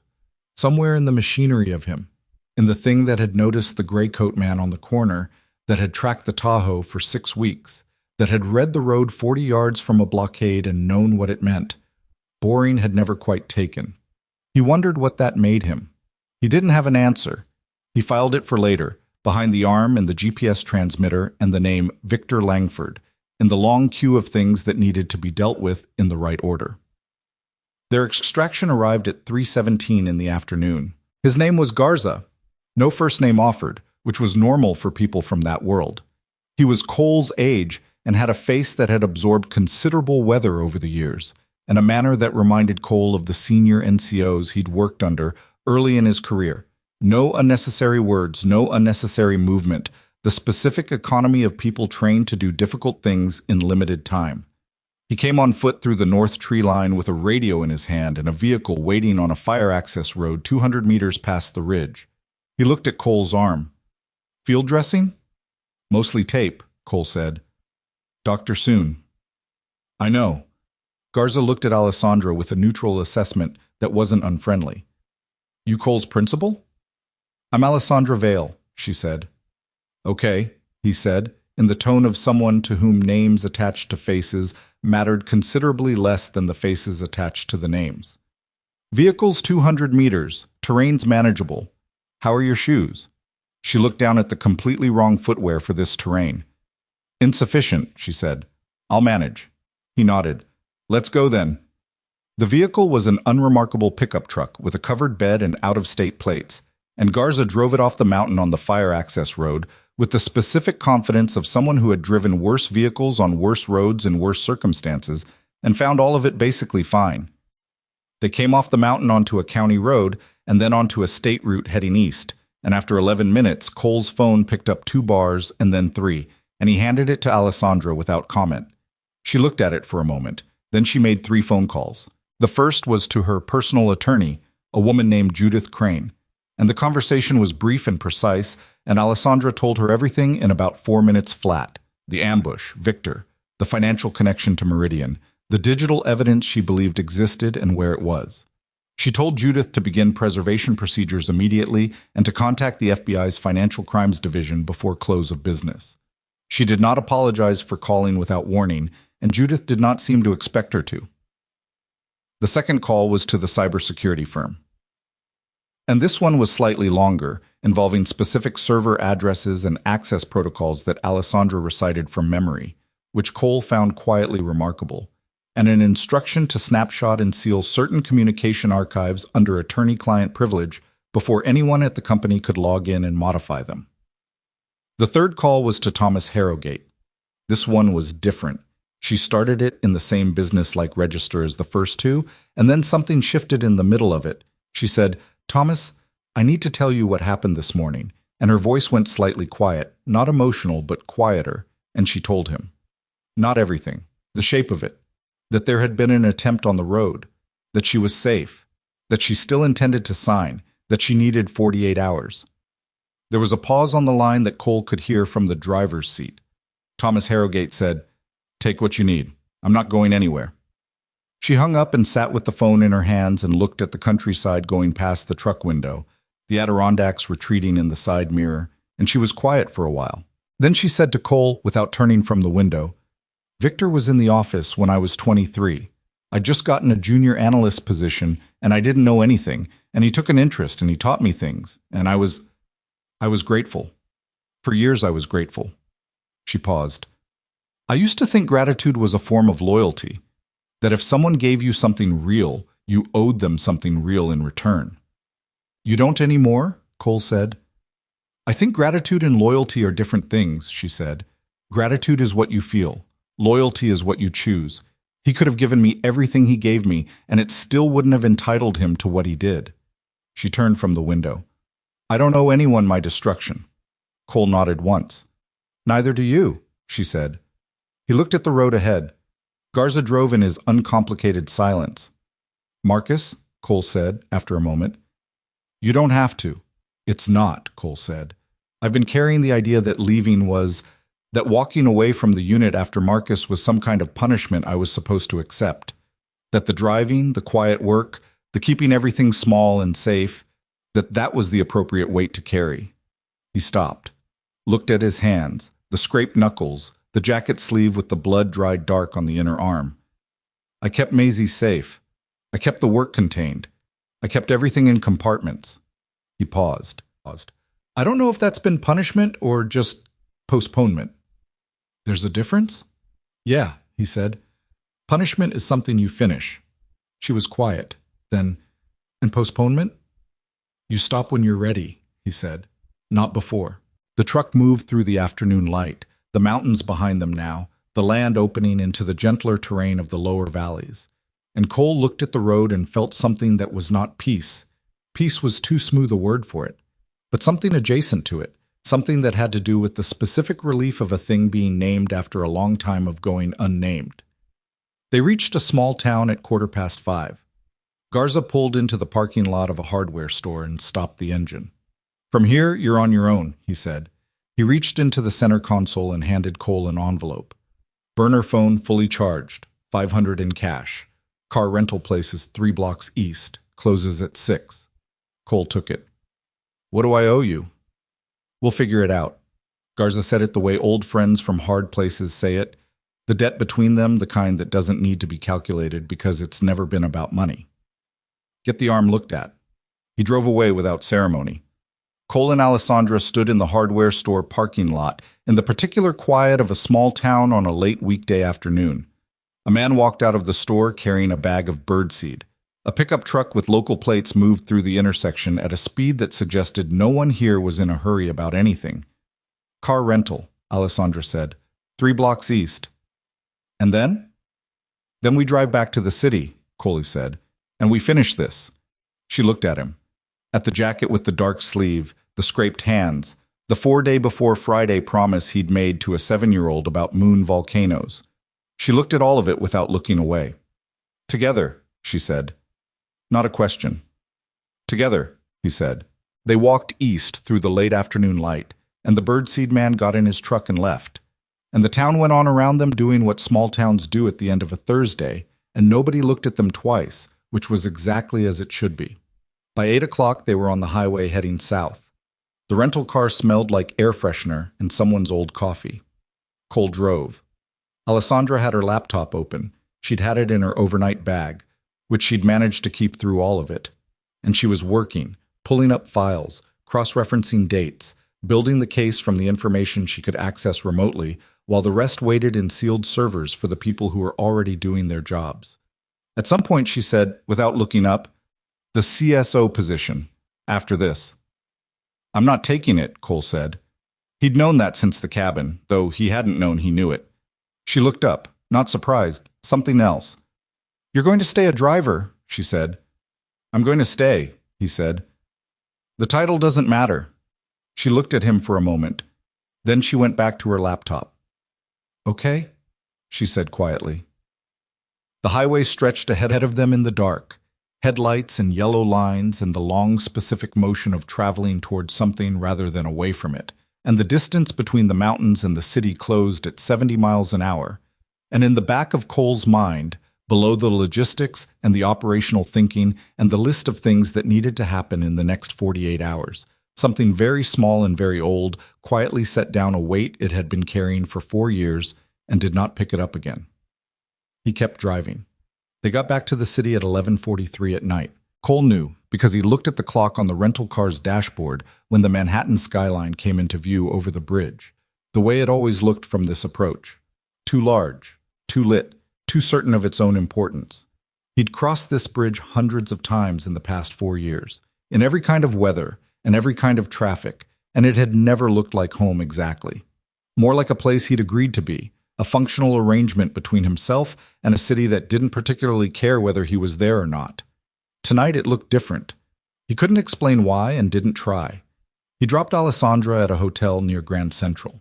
Not her apartment, not until they knew the full shape of what Victor had access to, and her apartment building's garage was a compromised location in Cole's working assessment until proven otherwise.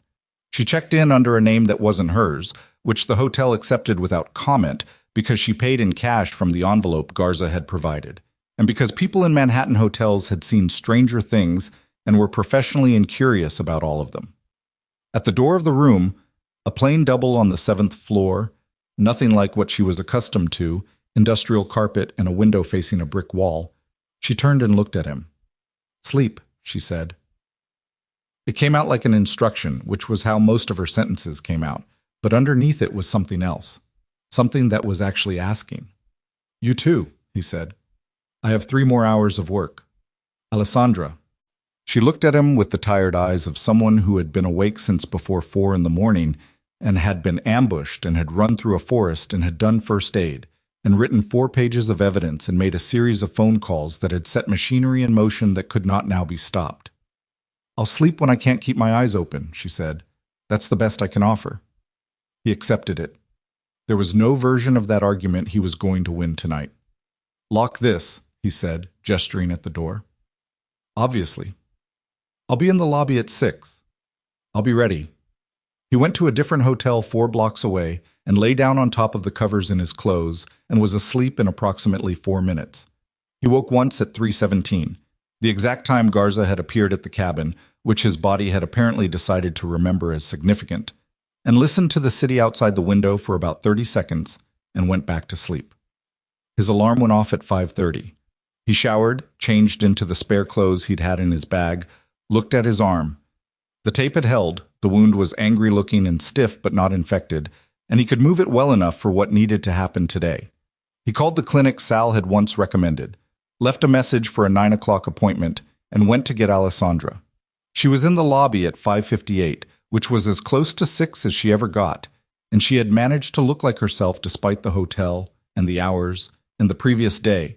Hair up, the jacket from yesterday now brushed clean of whatever forest debris had accumulated on it, the silver watch on her wrist.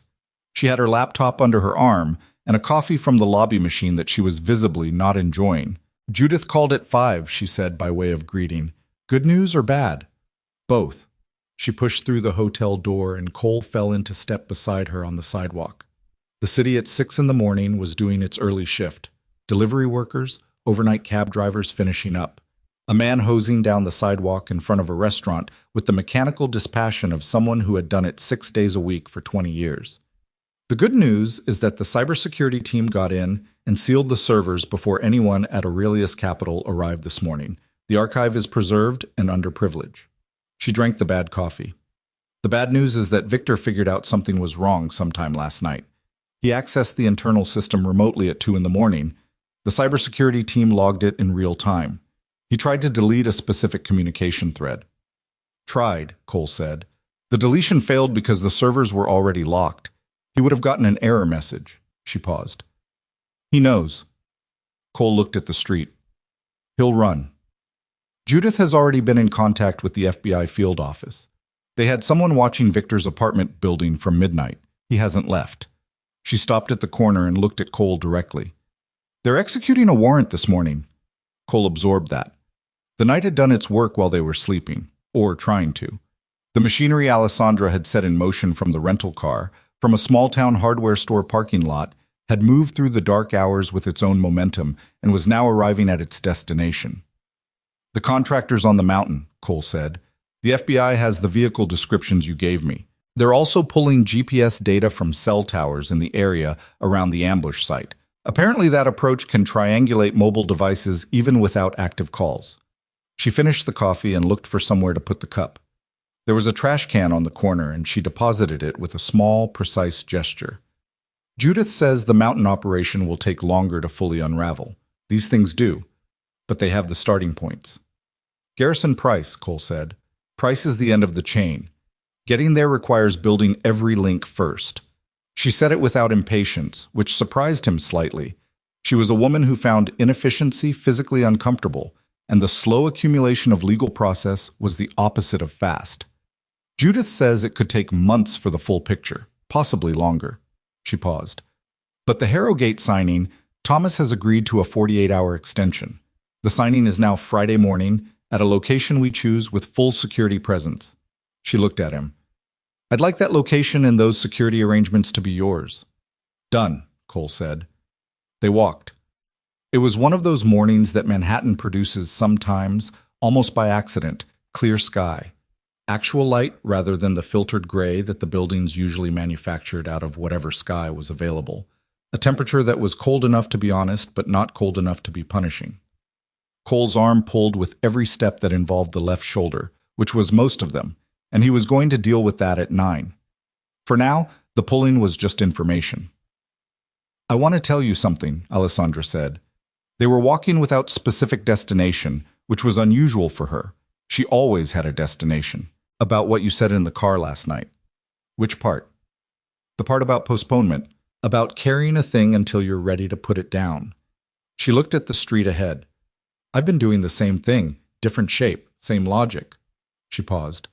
My version was, if I need no one, then no one can use that need against me. If I trust no one completely, then there's no position from which I can be fully betrayed. She stopped walking. Cole stopped beside her. They were in front of a bakery that was just opening, a man in a white apron rolling up the metal shutter with a sound like a long exhale. Victor betrayed me anyway, she said. And the thing about my logic, my perfectly constructed logic, is that it didn't protect me from the betrayal. It just meant I was alone when it happened. She looked at Cole. The people who hurt you are going to hurt you regardless of your architecture. The architecture just determines who's there when it's over. Cole looked at her. He thought about the morning 4 years ago when he'd driven out of the base for the last time in a car that wasn't military and hadn't looked in the rearview mirror. About the specific quality of that aloneness. Not imposed, not accidental, but chosen, carefully and with full awareness. He'd thought it was the responsible thing, the safe thing, for Maisie, if for nothing else. Standing on a Manhattan sidewalk at 6:15 in the morning with a damaged arm and a woman who had just been honest with him in a way that required considerably more courage than running through a forest in the wrong shoes, he understood that it had not been the responsible thing. It had been the frightened thing, dressed up in the language of responsibility because frightened things always are. I know, he said. She nodded once. They started walking again. Maisie is with Mrs. Delgado, he said after a block. You should call her this morning. I know. Does she worry when you're away? Cole thought about it. She worries about whether I'm going to make it back for things she's planned. The astrophysics of the trip is secondary to whether Dad will be there on Saturday. He paused. Which is the right priority at 7.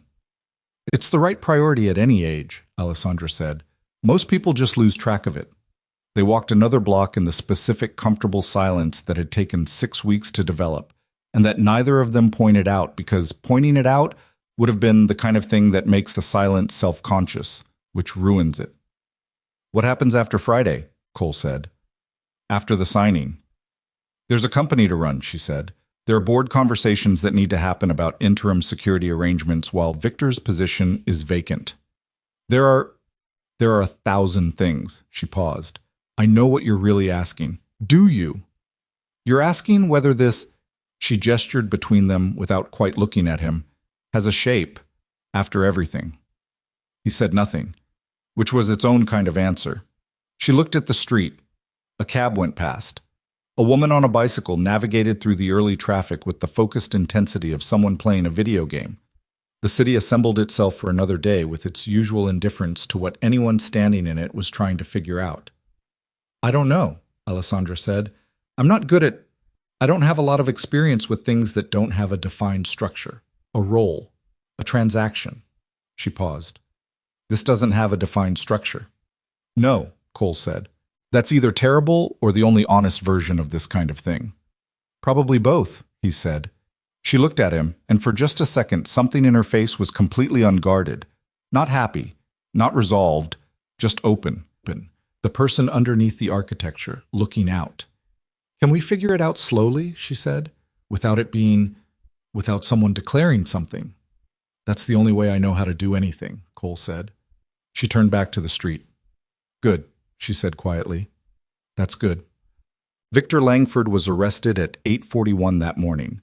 Cole heard it from Judith Crane, who called Alessandra while Cole was at the clinic getting 5 stitches in his arm from a doctor named Okafor, who did not ask how he'd gotten a 3-inch laceration in his upper arm, and for whom Cole felt a profound professional gratitude. He heard Alessandra's side of the call from the waiting room through the open door of the examination room, her voice level, asking specific questions about the warrant, the charges, who else the FBI had named in the initial filing. She came and stood in the doorway while Dr. Okafor was finishing up. 2 executives at Meridian Capital Group were also detained this morning, she said. Not Price. His attorneys had him in a meeting with the FBI before they could serve the warrant, cooperating voluntarily. She said the last 2 words with a particular flatness that communicated exactly what she thought of the strategy. Judith says Price's cooperation will make him a witness before he's a defendant. He'll give up the operational chain to protect himself. Victor? Cole said. Victor had a lawyer on the phone before they finished reading the warrant. She paused. Judith says he'll negotiate. He'll give something to reduce the exposure. She said it without anger, past anger, into something more complicated. The place where betrayal goes when you've had a night to sleep on it, and the initial heat has burned off, and what's left is just the fact of it, permanent and ordinary, the way only the worst truths are. Dr. Okafor tied off the last stitch and gave Cole a look that communicated several things simultaneously. That the wound had been deeper than advisable to leave unstitched for this long, that the field dressing had been competent, if inelegant, and that Cole should under no circumstances use this arm for anything strenuous for at least a week, a recommendation that Dr. Okafor clearly understood would be partially ignored. 2 Advil every 6 hours, he said. Don't get it wet. Come back in a week. Thank you, Cole said. Thank whoever taped it up in the field, he said. They bought you time. Cole glanced at Alessandra. She was looking at her phone. He watched her not quite suppress the expression that crossed her face when she absorbed what Dr. Okafor had said. They left the clinic and stood on the sidewalk. The signing, Cole said. Friday morning. What location are you thinking? Judith's firm has a conference room, Alessandra said. Midtown, full building security, separate entrance from the street. I trust her team completely. I'll do a walkthrough this afternoon. Thomas is flying in Thursday night. I told him to book a different hotel than usual. She paused. He said, Alessandra, I'm an 80-year-old man from Vermont. I don't have a usual hotel in New York. And I thought... She stopped, and for the 3rd or 4th time in 2 days, something that was genuinely a laugh broke through before she caught it. I'd forgotten that some people are simply what they appear to be. It's disorienting. Disorienting but useful, Cole said. Yes, she said. Disorienting but useful. He left her with Judith's team for the afternoon. There were depositions to begin, statements to formalize, the specific bureaucratic machinery of making what had happened in the mountains into something a federal prosecutor could use. And he went to do three things. The first was the walkthrough at Judith's building, which took 90 minutes and resulted in Cole relocating 2 standing positions, requesting a camera check on the northwest entrance, and having a conversation with the building's head of security that left that man looking slightly chastened but not resentful, which was the best outcome. The second was the car. He'd rented a replacement vehicle the previous afternoon. The company car was still in the mountains, impounded by county police as part of the investigation, and he went to the rental place and drove to a garage he trusted and paid a man named Leon to sweep it for transmitters. Leon found nothing, which Cole accepted as good news while remaining aware that good news in this context meant nothing I could find rather than nothing that exists, which was a distinction that mattered. The third thing was Maisie. He picked her up from Mrs. Delgado's at 4:30. She came out of the apartment at full speed, the way she always did, with the specific energy of someone who had been waiting for a thing and had now decided the waiting was over, and she hit him in the midsection with enough force that he grunted and automatically caught her with the right arm, keeping the left slightly back, which she didn't notice because she was already talking. Mrs. Delgado made empanadas and I helped, but I accidentally put too much salt in one of them, and she said it was fine, but her face said it wasn't, she said, into his jacket. Also, I found something in my moon book that I need to show you. Also, you were gone longer than you said. I know, he said. I'm sorry. She leaned back and looked at his face with the specific critical attention of someone who had learned to read his expressions because he didn't explain them often enough. You look tired, she said. I am tired. Did something happen? Work stuff. It's handled. She studied him for another second. Is your arm hurt? She said. He hadn't thought she'd noticed. He was wearing a jacket, and the stitches were under the sleeve, and he'd been careful not to favor it in any way that was visible. Little bit, he said. How? Work stuff, he said again. She gave him the look that said she knew he was not going to elaborate and had cataloged this for later, which was her version of his note-taking, and then she took his right hand and started down the hallway toward the elevator, talking about the empanadas again. Mrs. Delgado came to her doorway and looked at Cole with the expression she'd been giving him for 2 years, the one that was equal parts fond and exasperated, and something that was almost but not quite maternal. You look terrible, she said. Everyone keeps saying that. Because it's true. She looked at his arm, the same way Maisie had, with the same accuracy. Eat something. We're going for dinner, he said. Not diner food, real food. Mrs. Delgado, there's empanadas left. Take them. She went back into the apartment and reappeared with a container that she handed to Maisie, who took it with both hands and the solemnity of someone transporting something important. The salty one is on the right, she said to Maisie. Your father can have that one. Maisie giggled. Cole took the container from her before she dropped it and thanked Mrs. Delgado, who waved him off and went back inside. In the elevator, Maisie looked up at him. I'm glad you're back, she said. Matter of fact. Not performed. Just said the way you say a true thing. Me too, kid, he said. They went home. Friday arrived with the gray efficiency of a working day that had things to accomplish.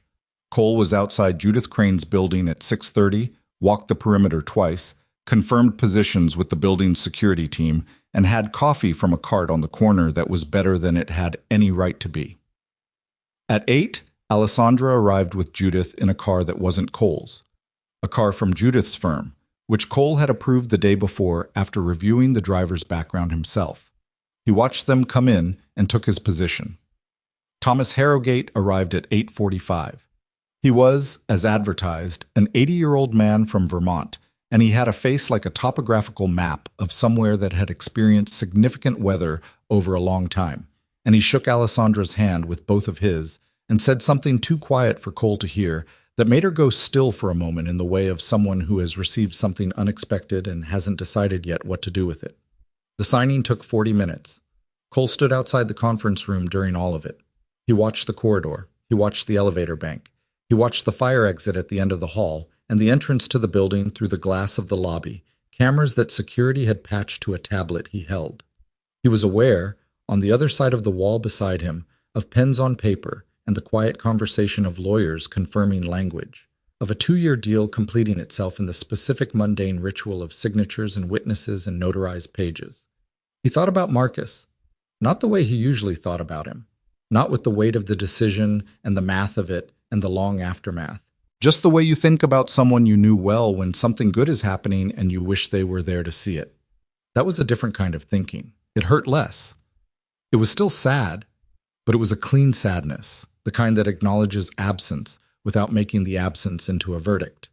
He thought Marcus would have found the past 2 days, the road, the mountains, the cabin, enormously entertaining, and would have said so with specific vocabulary that Cole was smiling slightly about when the conference room door opened. Alessandra came out. Behind her, Thomas Harrogate, then Judith, then 2 attorneys Cole didn't know, everyone with the particular loosened quality of people who have just accomplished something they've been working toward for a long time. Alessandra looked at Cole. He looked back. She didn't say anything. She didn't need to. Thomas Harrogate looked at Cole with the deliberate attention of a man who had been around long enough to know when he was looking at something worth looking at. "You're the driver," he said. "Yes, sir." "My driver once told me he was just a driver," Harrogate said. He had a New England accent, the old kind that didn't perform itself. "Turned out he'd been managing my schedule, fielding my calls, and keeping my wife informed about my actual whereabouts for 11 years. He paused. "Point being, just a driver covers a lot of ground." "It does," Cole agreed. Harrogate nodded once, with the finality of a man who had made his point and didn't see the need to belabor it, and went to find his coat.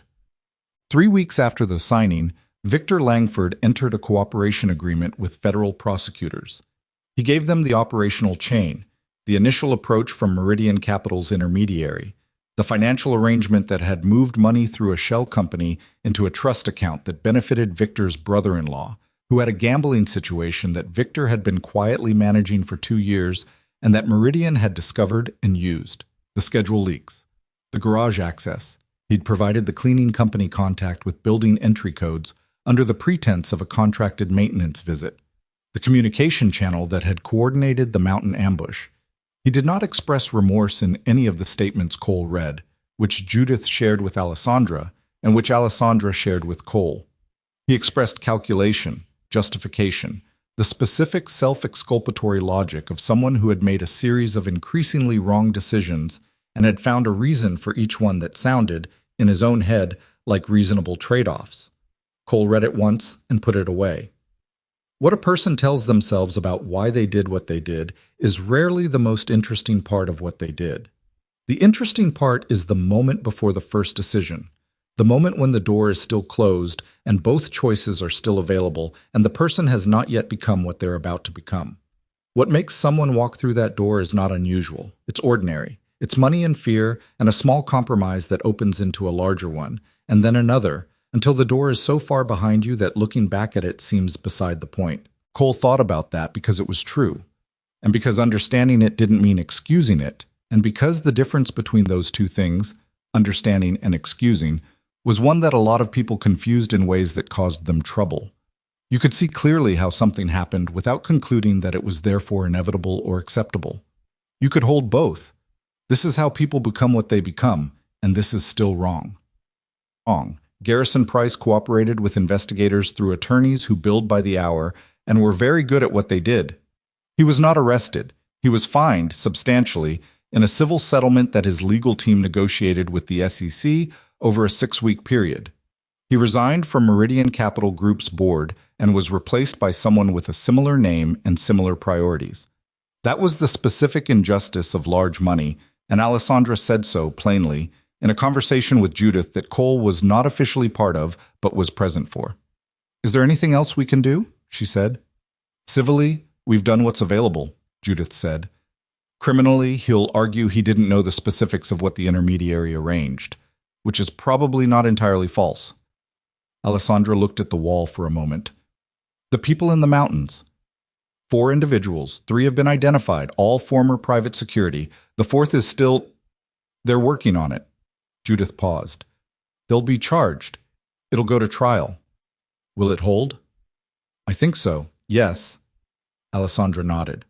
The specific nod of someone who has accepted an outcome that is not perfect and is not going to pretend it's perfect, but is also not going to let its imperfection become an obsession. She'd learned something, Cole thought, in the past weeks, about the difference between justice as an idea and justice as a thing that actually happens in the world, which is messier and slower and more dependent on lawyers and paperwork and the particular mood of prosecutors than anyone who hasn't dealt with it would prefer. What she'd also learned, or relearned, or learned for the first time in a way that stayed, that doing everything right doesn't protect you from everything wrong, that someone you built trust with over 16 years can make a calculation about you one day and decide you're a resource rather than a person, that this is not a reflection of your worth or your judgment, it is a reflection of theirs. The mistake isn't in having trusted. The mistake is in believing that if you build the walls high enough, you can make trust unnecessary, which is not protection. It's just a different kind of alone. She said some version of this, not all at once, in various conversations and silences over those weeks. Cole heard it in pieces and understood it as a whole. 6 months after the mountain, Aurelius Capital Partners opened a charitable foundation. It was called the First Generation Fund, and its mission was financial literacy education and mentorship for college students who were the first in their families to pursue a 4-year degree. Students who had, as its founding statement said, taken a door that no one in their family had ever stood in front of before, and who needed tools for what was on the other side. The opening ceremony was on a Tuesday afternoon in early October, which was a good time of year for Manhattan because the light was doing that specific autumn thing it did, coming in low and honest and gold-adjacent, making everything look like it was being remembered even as it was happening. Cole drove Alessandra there and parked in the designated space outside the venue and stood by the car the way he always did, watching the crowd, the entrances, the people coming and going with the low-level professional attention that had become so habitual over the past 6 months that it no longer felt like effort, it felt like breathing. Maisie was there. This was not standard. This was specifically not standard, and it was not an accident. Alessandra had mentioned it 3 weeks before, that Maisie was welcome, that she'd like to meet her properly, that this was the kind of event where it made sense. Cole had asked Maisie if she wanted to come to a party for a foundation that helped college students, and Maisie had said yes because there would be food, and also could she bring her moon book because she wanted to show someone something. She was standing near the entrance now, the moon book under her arm, wearing her good dress that she'd chosen herself, and which didn't quite match her shoes, talking to a woman from Aurelius Capital's communications team who was clearly enchanted and slightly overwhelmed. Maisie had that effect. She treated adults like peers who happened to know less about the moon than she did, and found this entirely correctable through information. A journalist found Alessandra near the end of the reception. Young woman, recorder in hand, the specific, eager energy of someone who hadn't yet learned to be casual about access. She asked several questions about the foundation's structure, its funding model, its target demographics. Alessandra answered them all in the direct, precise way she answered things when she was interested in what she was being asked. Then the journalist asked, "Who has mattered most to you this year? Who has been the most important person in what has clearly been a transformative period?" Alessandra paused. It was a beat too long for an unrehearsed answer, and not because she didn't know what to say, but because she was deciding how to say it accurately. She looked across the crowd. Cole was by the car. He was watching the street, old habit, had been watching the street for the past 20 minutes, the way he watched all streets, the way he would probably watch streets for the rest of his life, because that was a thing that didn't entirely switch off, and he'd stopped pretending it needed to. Maisie had found him and was standing beside him, still with the moon book, and she was talking, and he was listening with the specific quality of attention he gave her that was different from how he listened to anything else. Complete, undefended, the one thing in his life that required no compartment. "Everyone else saw a driver," Alessandra said, to the journalist and to the recorder and to the October afternoon. "I eventually saw the man who noticed everything I couldn't and still chose to stay." Cole looked up. He hadn't heard what she said. He was too far away, and the crowd noise and Maisie's running commentary on the volcanic activity of the moon had covered it. But he looked up the way you look up when someone is thinking about you, the specific frequency of that, and he saw Alessandra looking at him from across the plaza. He walked toward her. Maisie fell into step beside him, still talking, and he put his right hand briefly on her shoulder, the way he did sometimes without thinking about it, and she leaned in slightly the way she did when she accepted the contact without stopping whatever she was saying. Alessandra met them halfway. The journalist had moved on. The crowd flowed around them. Maisie looked up at Alessandra with the frank assessment of someone who had heard about this person and was now comparing the description to the data. "You're the CEO," Maisie said. "I am," Alessandra said. "My dad drives you places." "He does. He's very good at it." Maisie considered this. "He's good at a lot of things, but he doesn't talk about them." She said it to Alessandra as if Cole wasn't there. "It's a whole thing." Alessandra looked at Cole. "Yes," she said. "I've noticed." "I found something in my book," Maisie said, and produced the moon book with the certainty of someone who has been waiting for the right audience. "Did you know the moon is moving away from Earth? Like every year it gets a little farther. It's been doing it for 4 billion years. Alessandra crouched down to Maisie's level, which Cole had not expected, and which Maisie received as entirely appropriate. "I didn't know that," Alessandra said. "How much farther every year?" "About 1.5 inches," Maisie said, with the authority of someone who has verified this from a reliable source. "Which sounds small, but it adds up." "Most things do," Alessandra said. Maisie showed her the page, and Alessandra looked at it with what appeared to be genuine interest, and they talked about it for a few minutes. The moon, the distance, the specific science of why things that orbit sometimes drift. And Cole stood beside them and did not look behind him. He noticed, because he noticed things, that the October light was very good, that the crowd was well managed and the entrances clear, and nothing in the street required his attention. That Maisie was using her serious voice, which meant she was talking to someone she'd decided was worth being serious with. That Alessandra's hand had come to rest on the corner of the open book, 2 fingers keeping the page, and that her face had the open, unguarded quality it had on the sidewalk that morning, 6 weeks after all of it, when she'd said, "Can we figure it out slowly?" The same quality, in the October afternoon, among the crowd, while a 7-year-old explained the incremental retreat of the moon. The thing about incremental, Cole thought, is that it doesn't announce itself. A year of morning drives and quiet conversations, and one dinner that had started as a working dinner and ended at midnight with nobody having discussed anything relevant to work. A year of Maisie's school performances and Mrs. Delgado's opinions, and the city doing its enormous indifferent thing around all of them. A year of learning, slowly and imperfectly and with setbacks, that protection is not the same as distance, that staying present is its own kind of strength, that the people worth protecting are not served by your willingness to leave. Marcus would have understood that. He tried to say something like it once, in a country Cole couldn't name, on a night before an operation when they'd both known it was a hard one and hadn't said so. "The point isn't surviving it," Marcus had said, meaning something Cole had taken years to work out. "The point is knowing what you came back for." Cole had thought for a long time that he'd come back for Maisie, which was true. But coming back for someone was not the same as building a life with someone. Maisie didn't need a father who survived. She needed a father who lived. There was a difference. He'd spent 4 years not quite seeing it. He saw it now. Alessandra straightened up from the book and stood beside him, and Maisie was still reading aloud a fact about the lunar surface that she felt they should both know. And the 3 of them stood in the October light while the city moved around them. And Cole did not scan the street, did not check the entrances, did not run the specific math of exits and sightlines that his mind had been running as background process for most of his adult life. He was just there. And the life that was worth protecting was not somewhere out ahead of him, waiting to be earned, contingent on one more right decision, one more successfully managed threat. It was right here. Maisie closed the book and looked at both of them and said, with the pragmatism of someone who had priorities, "Is there going to be food here, or should we find something after?" Alessandra reached down and took her hand. "There's food," she said. "Come on, I'll show you where." She reached back without looking and found Cole's hand and didn't let go of it, and he didn't let go either, and the 3 of them walked through the crowd toward the open doors of the building, toward the warmth and the light inside. And Cole walked through without hesitating at the threshold the way he sometimes used to, the old habit of checking and rechecking and never quite trusting that what was on the other side was safe. It was safe. It was more than safe. It was his.